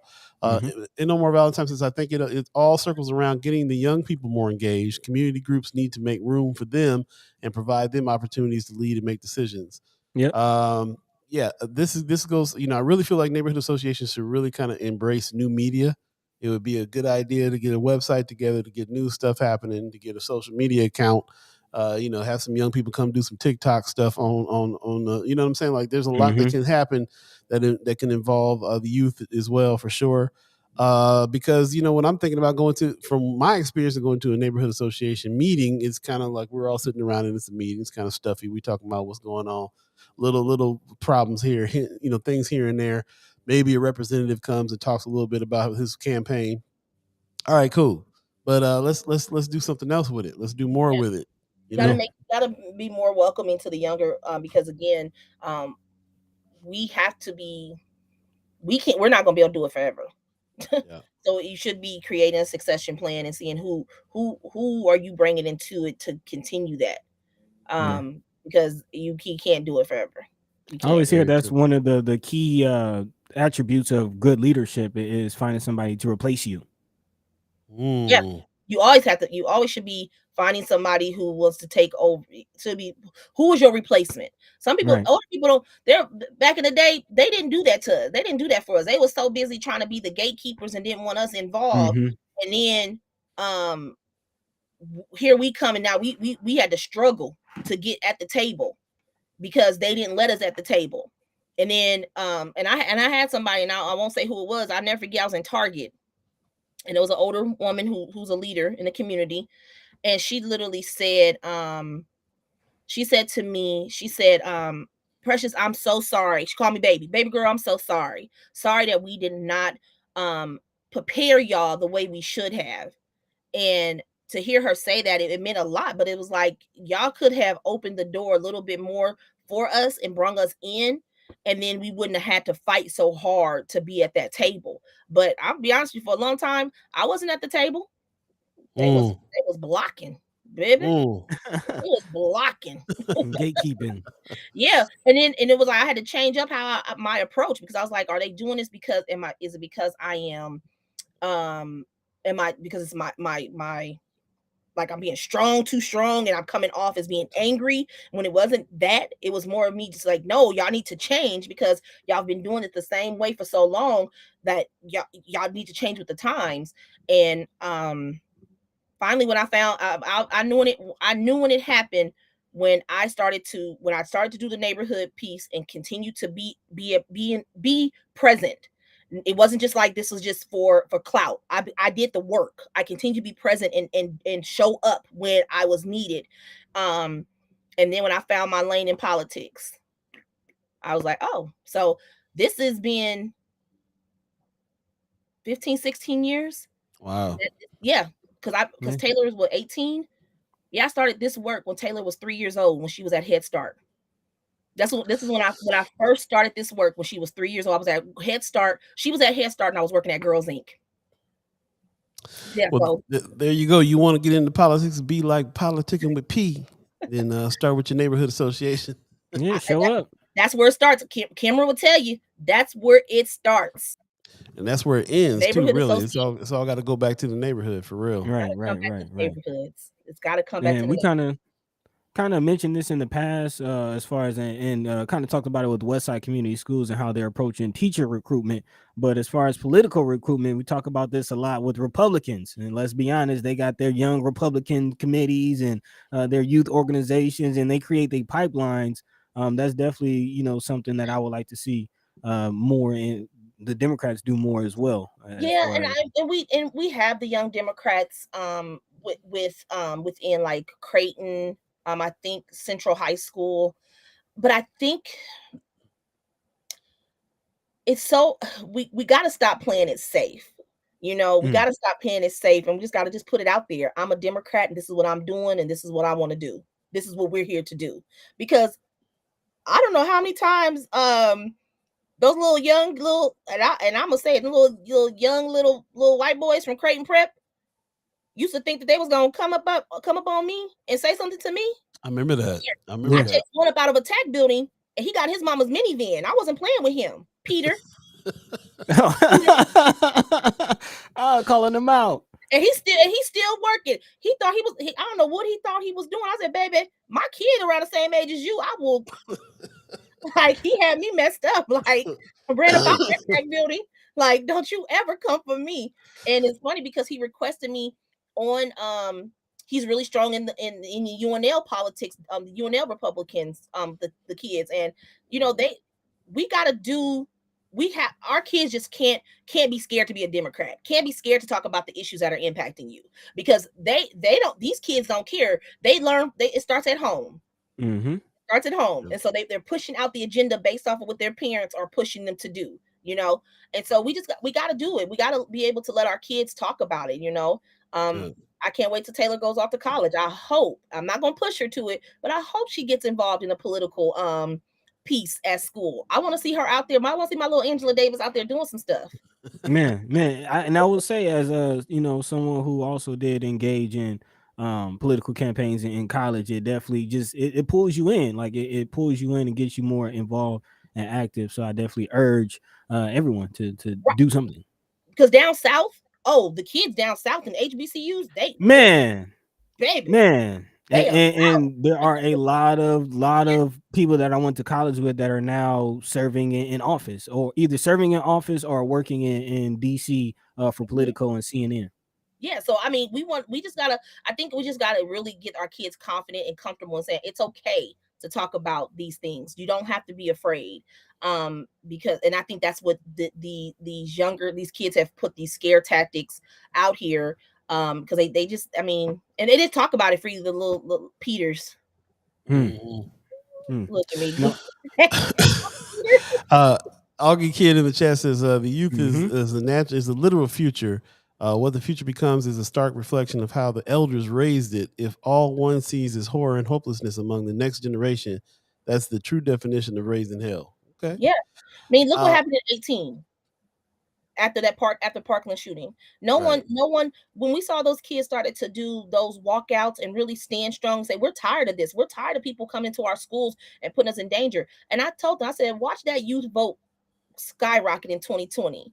And they saw the hate. They got tired of seeing that, I mean, you're sitting in school and people they got tired and they came out to vote. We have to bring in the youth into the fold no matter what. We gotta give them their place.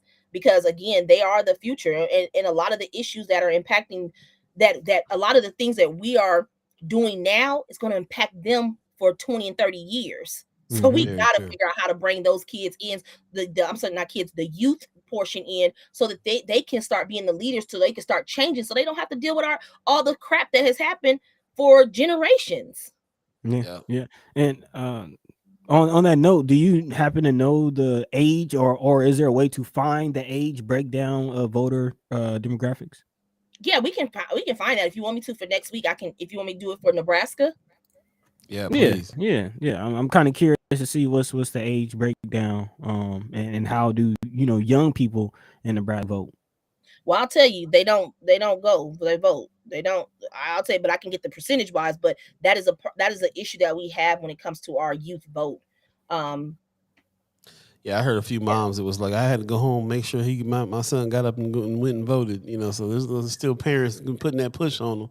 I was proud of Taylor because we went that morning, and these things happen to everybody. We went the morning to vote. Now let me tell y'all, it happens to Precious. This happened to Precious too. We talked about this, y'all. And I took my kid to the wrong polling place. Ooh. I told you. We talked about this. We did. We were like, they're changing it up. Check for your polling place. We talked about this. And I got you with the okie doke. Yeah, and I was so confident. Oh, my polling place didn't change. So we go there like, we don't see her on here. And I'm like, what? I was like, a humbling moment. So I pull it up and I'm like, sure enough, our polling place changed. Wow.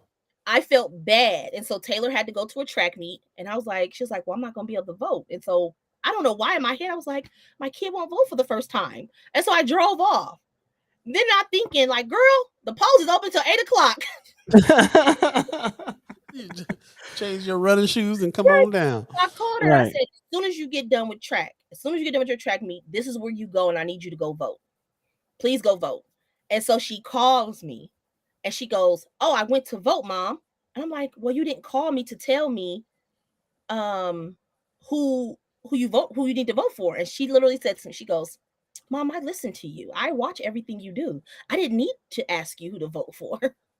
Okay. Hey, lead by example. But she was very petty with one of them. She said, "But I didn't vote for certain people because I remember how they treated you, Mom." Ooh. Hey, she got the inside information. Right. Pull the receipts. Let them know. But I felt good that she's listening. So I say this to say, parents, continue to talk to our kids. They do listen to us. Maybe just not how we want them to respond to us, to say, "Yes, I hear you."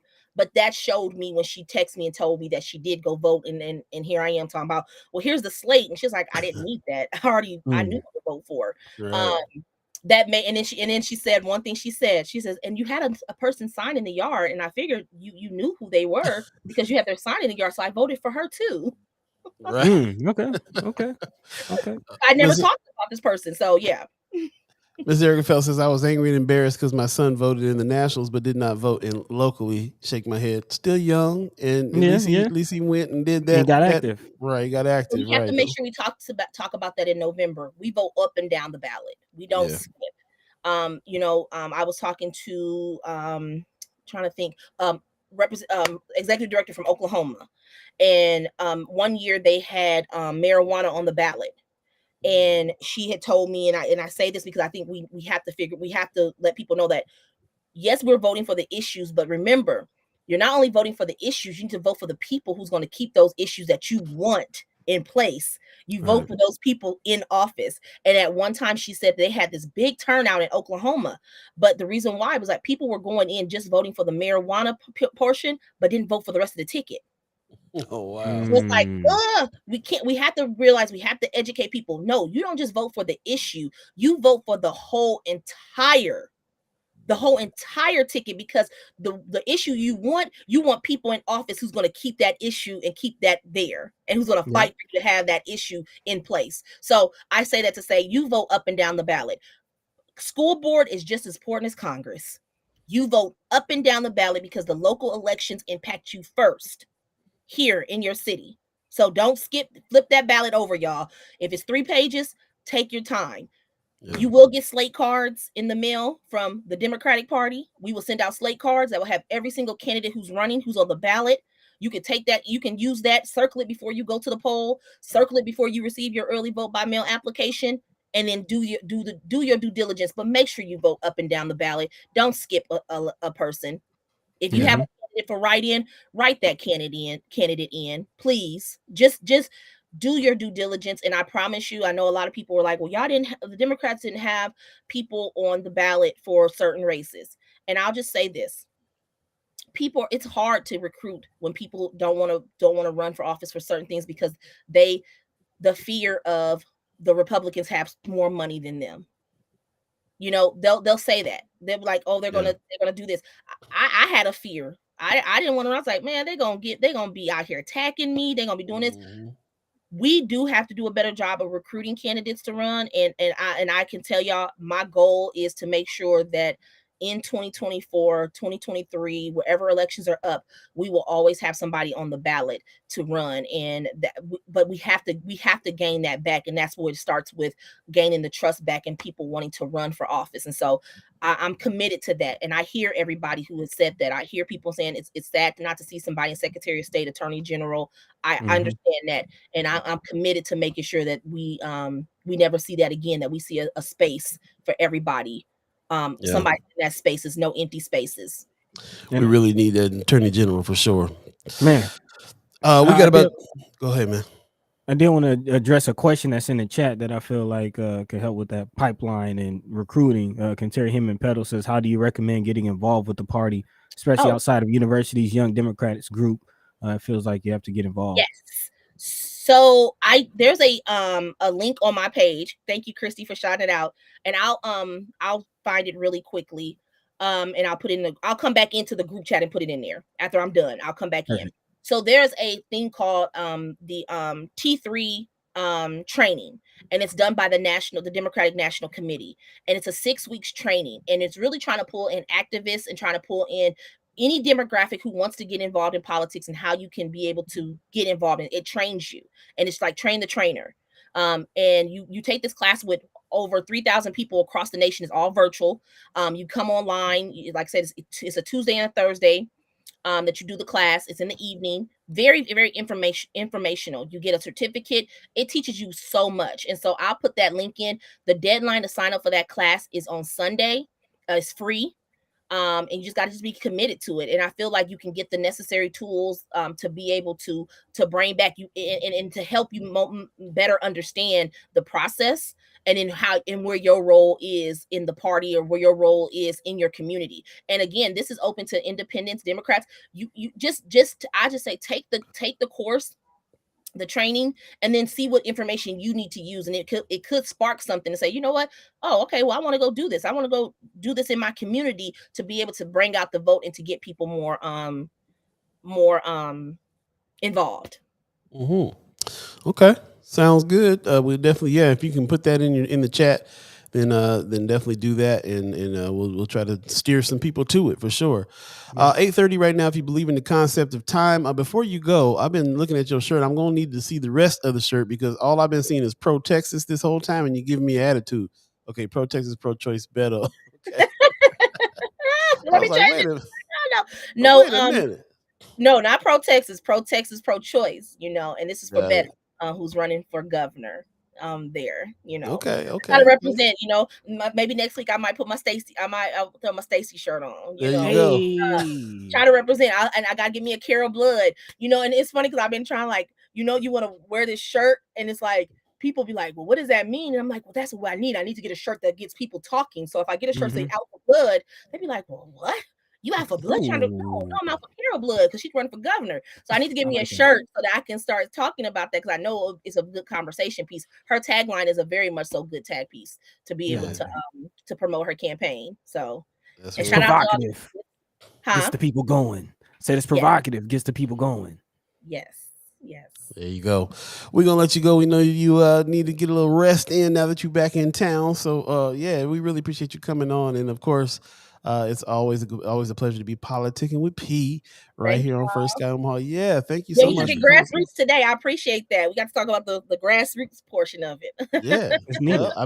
You just got back from a big trip that had to do with all that. So that's I learned a lot in the last 2 weeks. I don't know. I kind of yesterday I was just like, I just want to sleep, but I just knew, it's I'll sleep. I keep thinking, and I know it's sad to say, okay, I get to sleep Saturday and Sunday.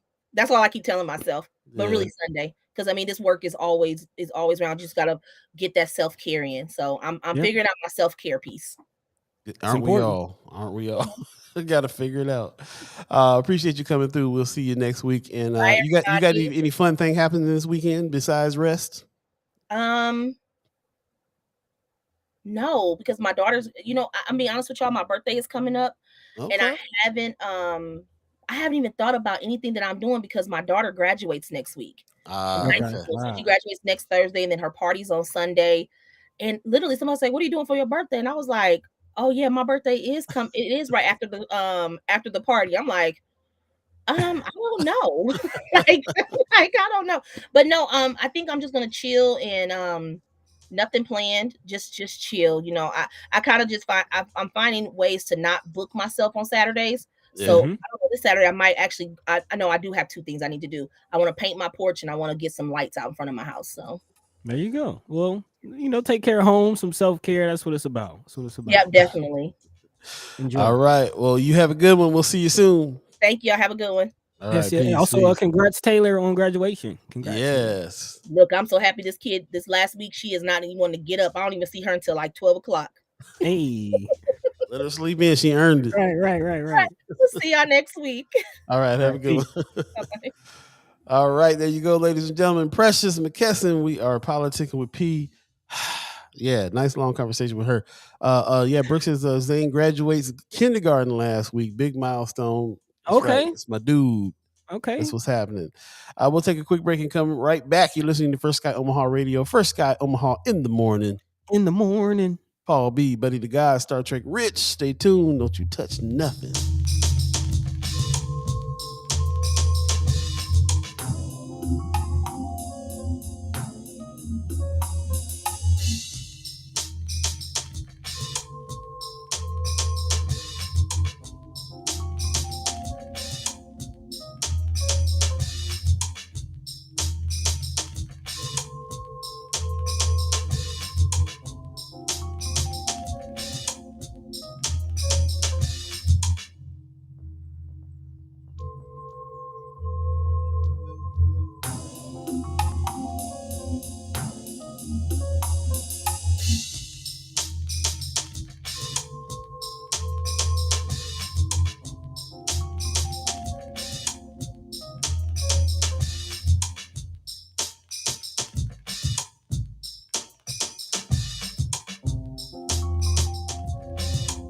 Welcome back. Welcome back. Welcome back.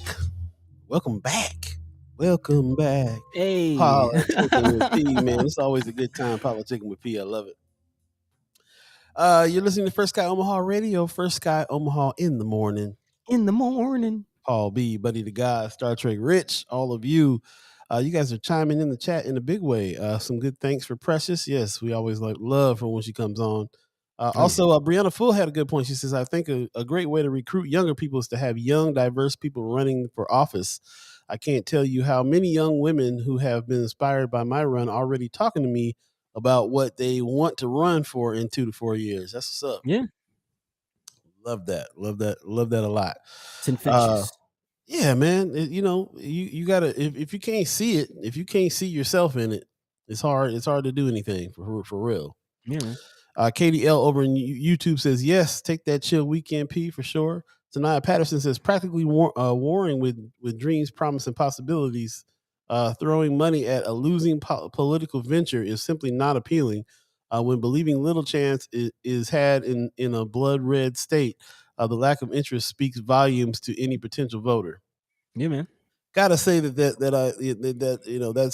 sentiment has definitely crossed my mind over time too. In the end, I remember having a conversation with somebody that was assisting a person running, and we had a few glasses of wine, and then I went in on how she probably wasn't going to win because we're in a blood red state and blah blah blah, and we got to fight the fight and make the statement, but at the same time, got to be realistic sometimes too, and it's tough. So you can't, but that doesn't mean don't fight the fight.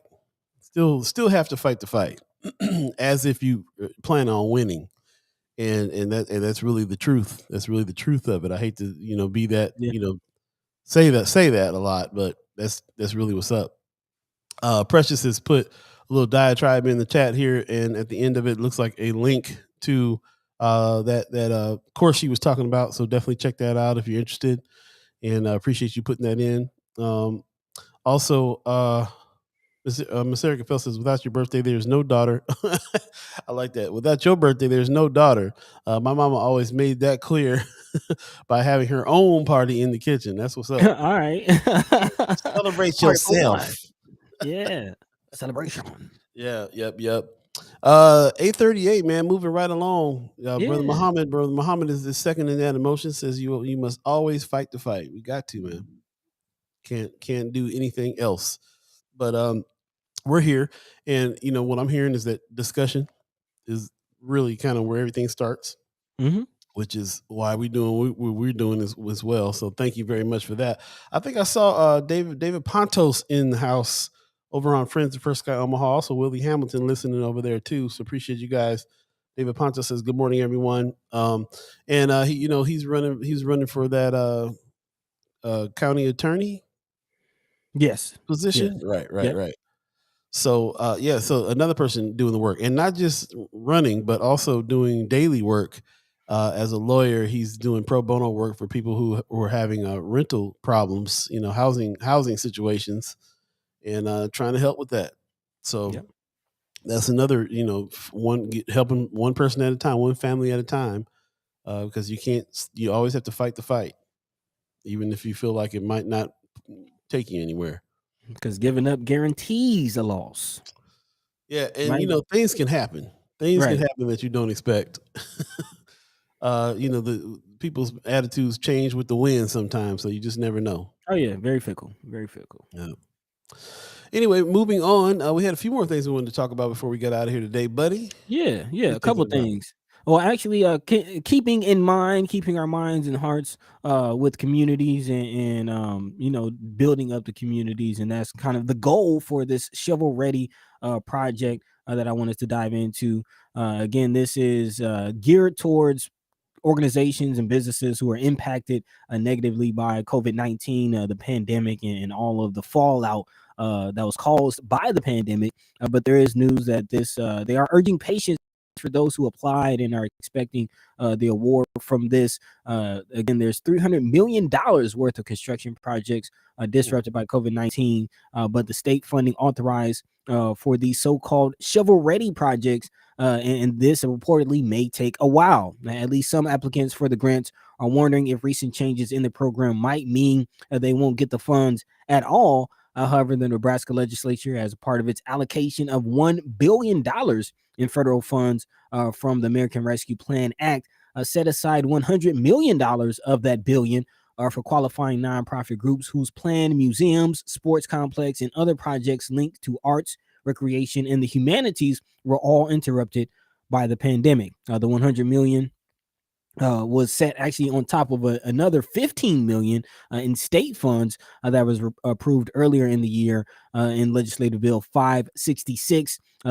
also known as the Shovel Ready Capital Recovery and Investment Act. All the $115 million pot of matching funds designed to jumpstart work on construction projects, again delayed by the pandemic. State Senator Mike McDonald of Omaha urged applicants for the funding to be patient, saying that it's not going to happen as quickly as some people expected, noting that the legislative session ended only a month ago, and says that we're asking for patience. However, there is some concern. There are some lost, or there is lots of ARPA funds still available.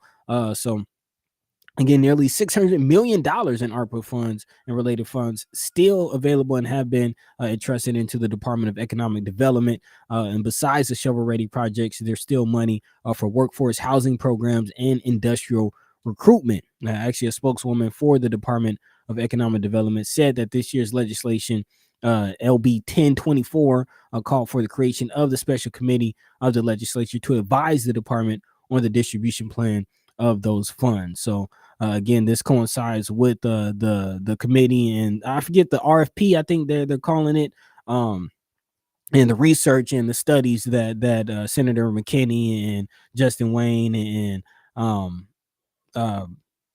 I forget his name, the senator from South Omaha, Tony Vargas. Yes, Brother Vargas. Thank you. You're blank on his name, but yes, that the committee that they're all a part of will also be apparently addressing this shovel-ready grant as well. Okay, so we have some partners that have applied for that shovel-ready grant, which is the reason why I wanted to bring this out, just to let them know they're still asking for patience. Yep. So they still got to go over some things before that money can get released. So yeah, just wanted to kind of make sure that we highlighted that, knowing that we have some partners that have applied, and kind of counting on that money.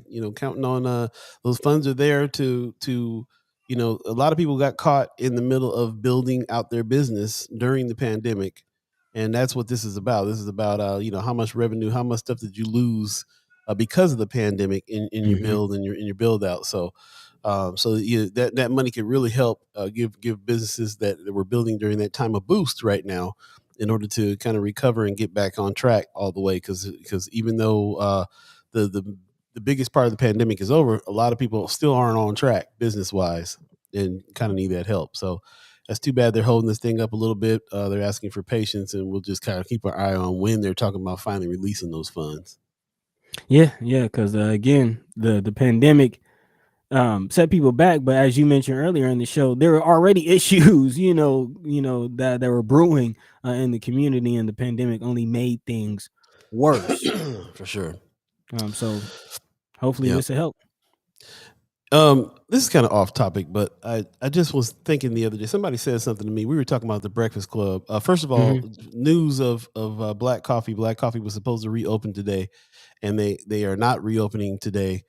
They still have to figure some things out. They've lost a couple cooks and so on. So Black Coffee is kind of in a little bit of trouble again, and they are it's a combination of a bunch of things.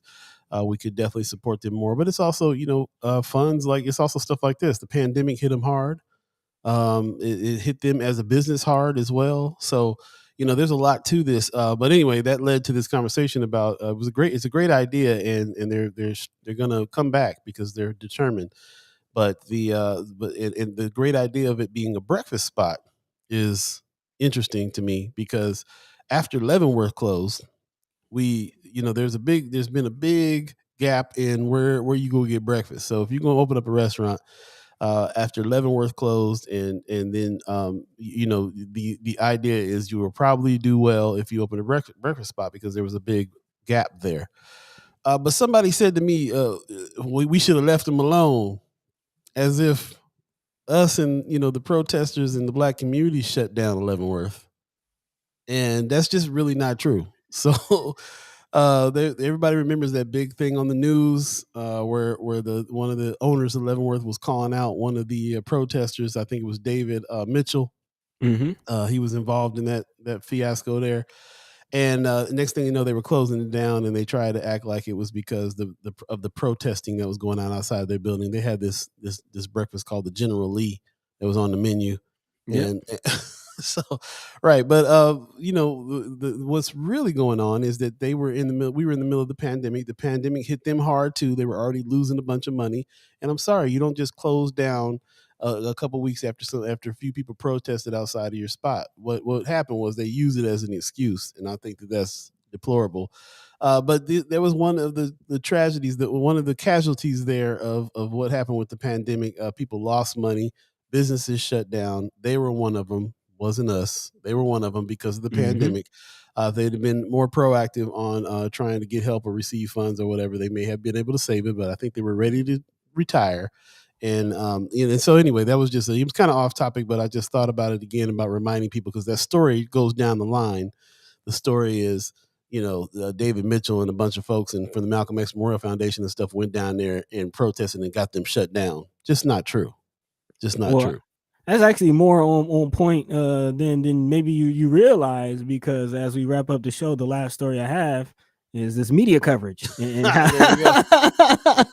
how does the media cover certain stories and look at certain situations? And you actually been one of the main people that I've been hearing. I haven't really heard too many other people make it a point to clear up that misconception about what was going on with that situation. And even Brooke Allen in the chat says, didn't they have a lot of sexual harassment claims there too at that time, or at the time with some of their employees? So there's definitely one of the owners' sons or something like that. So it definitely makes a difference how the media covers a certain situation, and that's kind of where we want to wrap up the show, is talking about this Buffalo mass shooting and how the media is covering that, and how media has covered the Ryan Larson situation, and just what is media doing.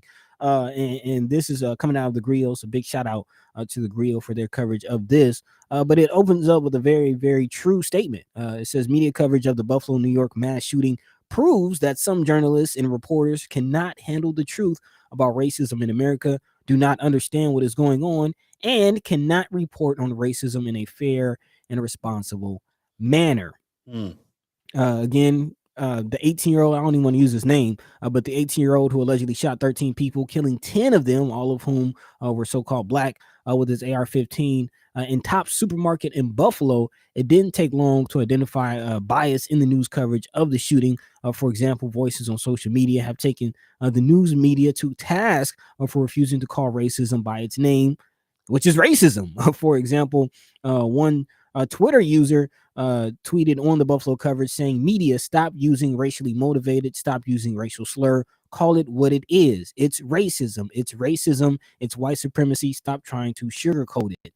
While some journalists are reluctant to identify racism in racial violence in the reporting of the Buffalo shooter. Others identified the alleged as a white teenager, as AP did before correcting it. This even as the reporting from Ferguson, Missouri, referred to the unarmed Michael Brown as an 18-year-old black man, even though the two were the same age.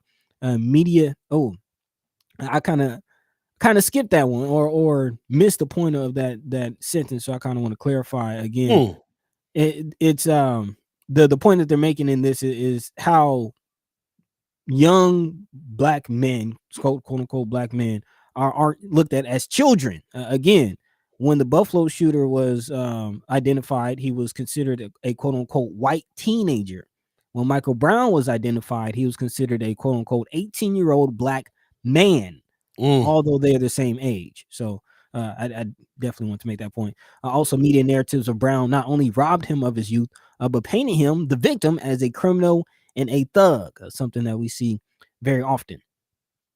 Similarly, like the coverage of other white mass shooters, a lot of people have brought up the Dylan Roof situation when he was taking a Burger King and things like that. Come on, man.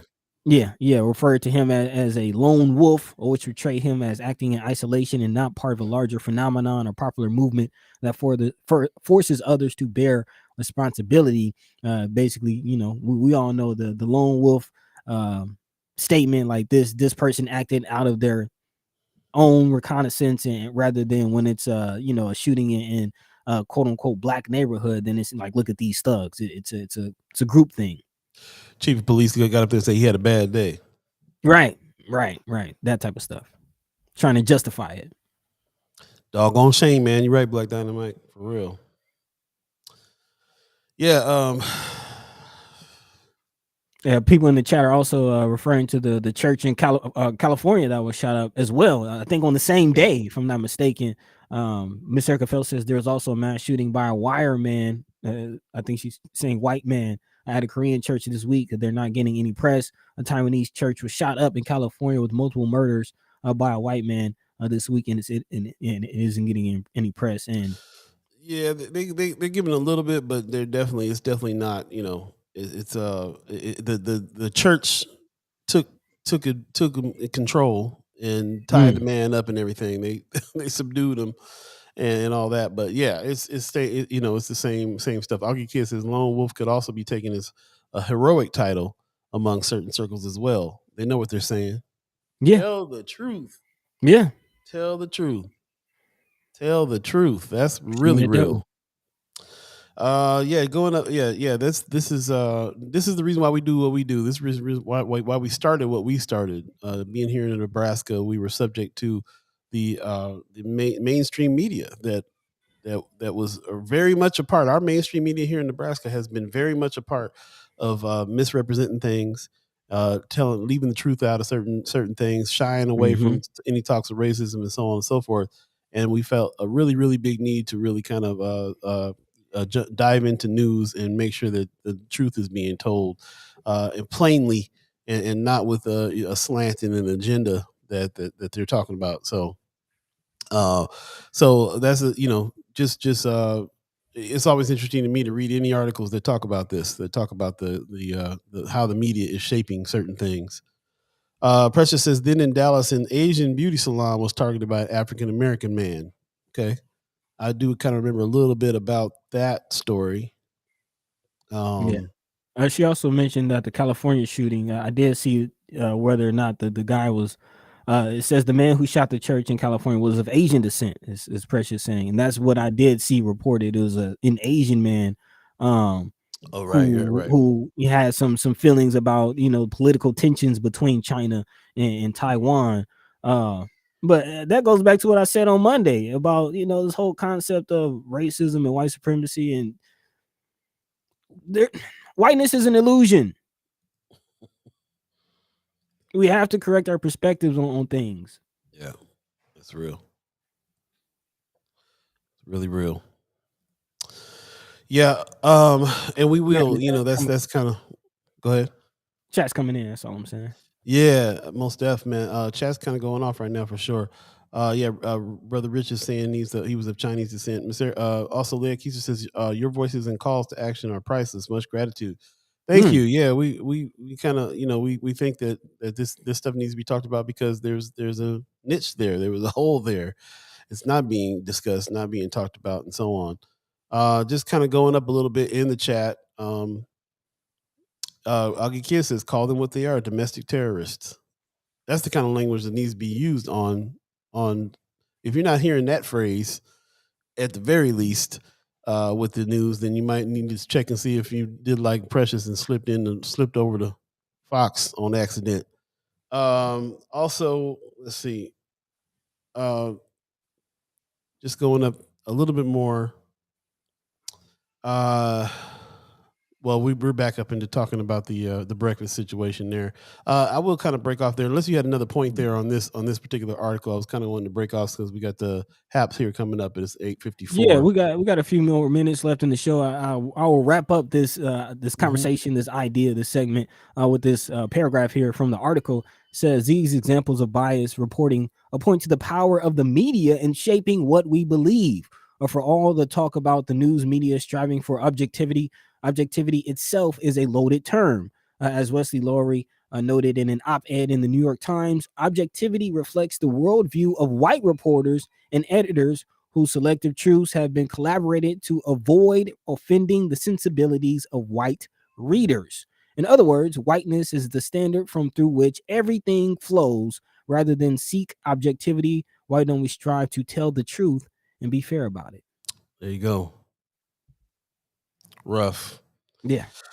The devil. Got to. So just moving on. Like I said, we only got a few more minutes left here. Katie L over in YouTube, in the chat, and YouTube is saying black youth are not allowed to be children. Ugly double standard that that needs to be called out. We'll keep doing so for sure. That's Definitely. What's going on. Black Dynamite says Clayton Bixby was real, but his mindset was an illusion. Oh, yeah. Clayton Bixby. Dave Chappelle. So just jumping back in, we're gonna go start up with the Haps. But before we do, I just want to jump in and go back to the idea that we were talking about with black coffee. Augie Kid says a lot of the Village Inns and IHOPs closer to the north side are also gone too. A breakfast spot would probably do major numbers.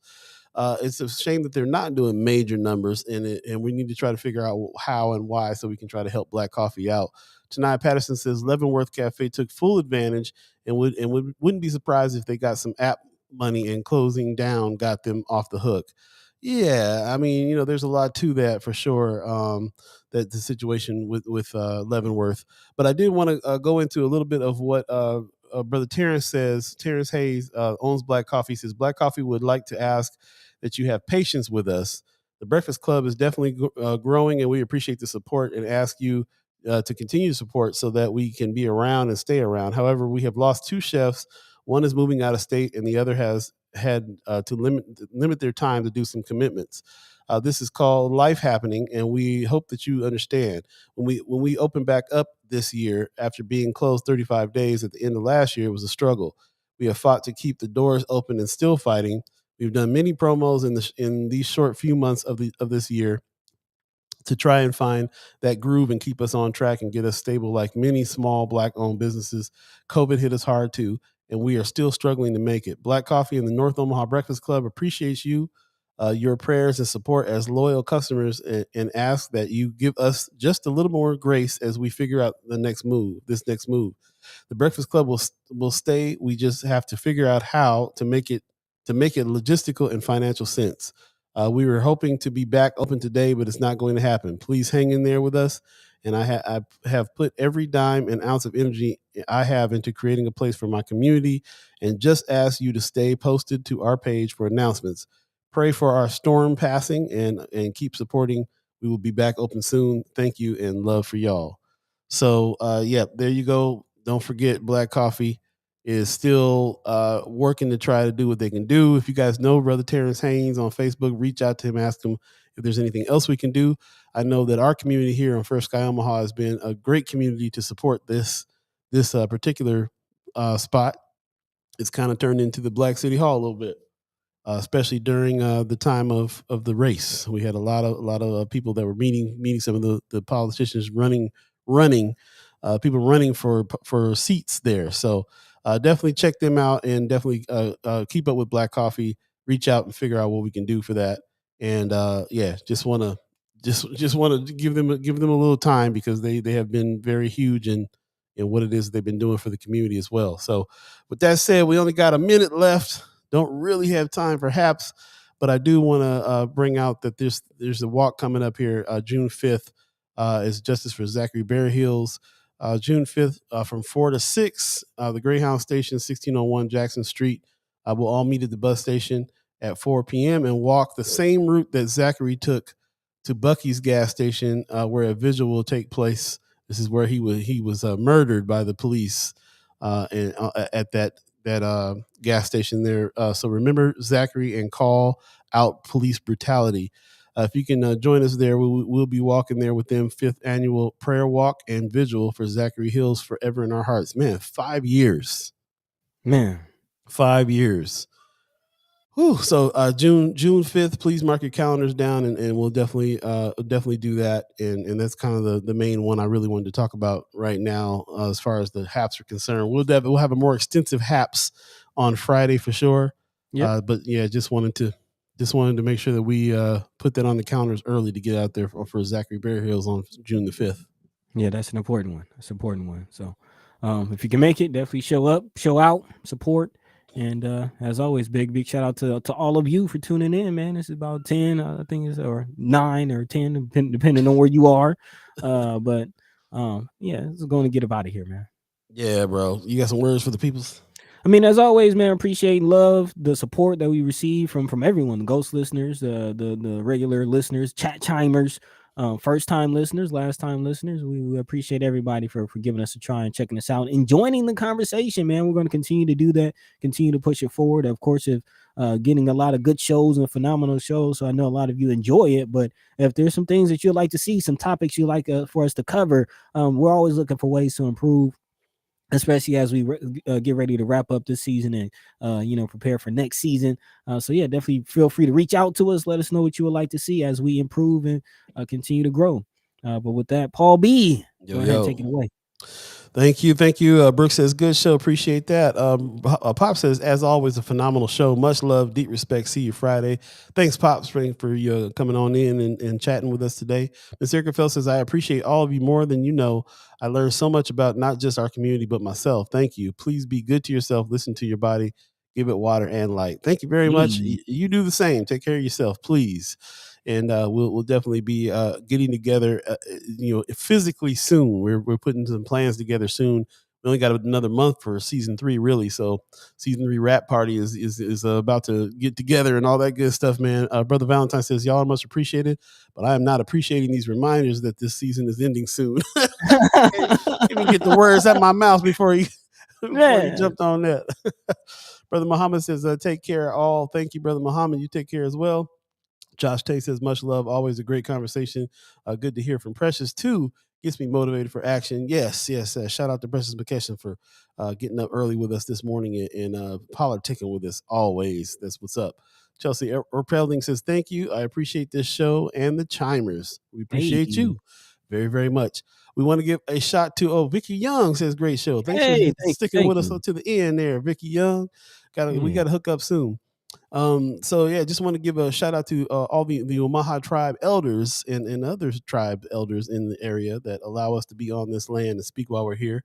Also want to give a shout out to our elders for allowing us to speak before them, and give a shout out to all of you, the chat chimers who have chimed in on the chat and gotten to this discussion with us. Thanks for everybody that shared the show on Facebook. I'm seeing some big numbers for shares, so really, really appreciate everybody doing that. Precious says, I appreciate the First Sky family, and I am a chat chimer for life. That's what's up. Appreciate you for life. Want to give a shout out to the ghost listeners too, man. I keep on finding out some of y'all been admitting that you're ghost listeners, and I love it. So I appreciate that. Brianna Full says, have a great day, y'all. You have a great day too. And thank you everybody for who supports this as well. Everybody who is a reoccurring member. We have $10 members, $25, $50 members, and we really appreciate everybody who is coming out of pocket to help us keep this conversation going. If you haven't and you're inclined to, please go to firstskyOmaha.com, hit the donate button. That's how we keep this thing going.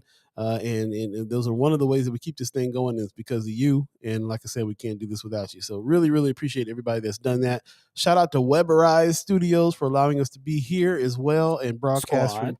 Yeah, man, the squad in the house. That's what's going on. Appreciate you, Star Trek Rich and the squad here at Weatherize. Appreciate the family over there in Atlanta, Georgia, man, at Life is God Studios. Always upstairs being quiet so Daddy can do his thing in the lab. So yeah, appreciate everybody, and I'm always full of appreciation for everybody. So man, it's a love affair, y'all. Just want to express it all the time. In the meantime, between time, we'll see you Friday. Get your haps together. We will definitely have more extensive haps, lots to talk about, and lots to put on the calendar coming up as well. So enjoy the next couple of days. Supposed to be kind of moderate weather here in Omaha, and enjoy that. And then we'll see you Friday, and we'll talk. So. Peace. With that said, peace. Have a good one, y'all. By the way, Vanglorious. This is protected by the Red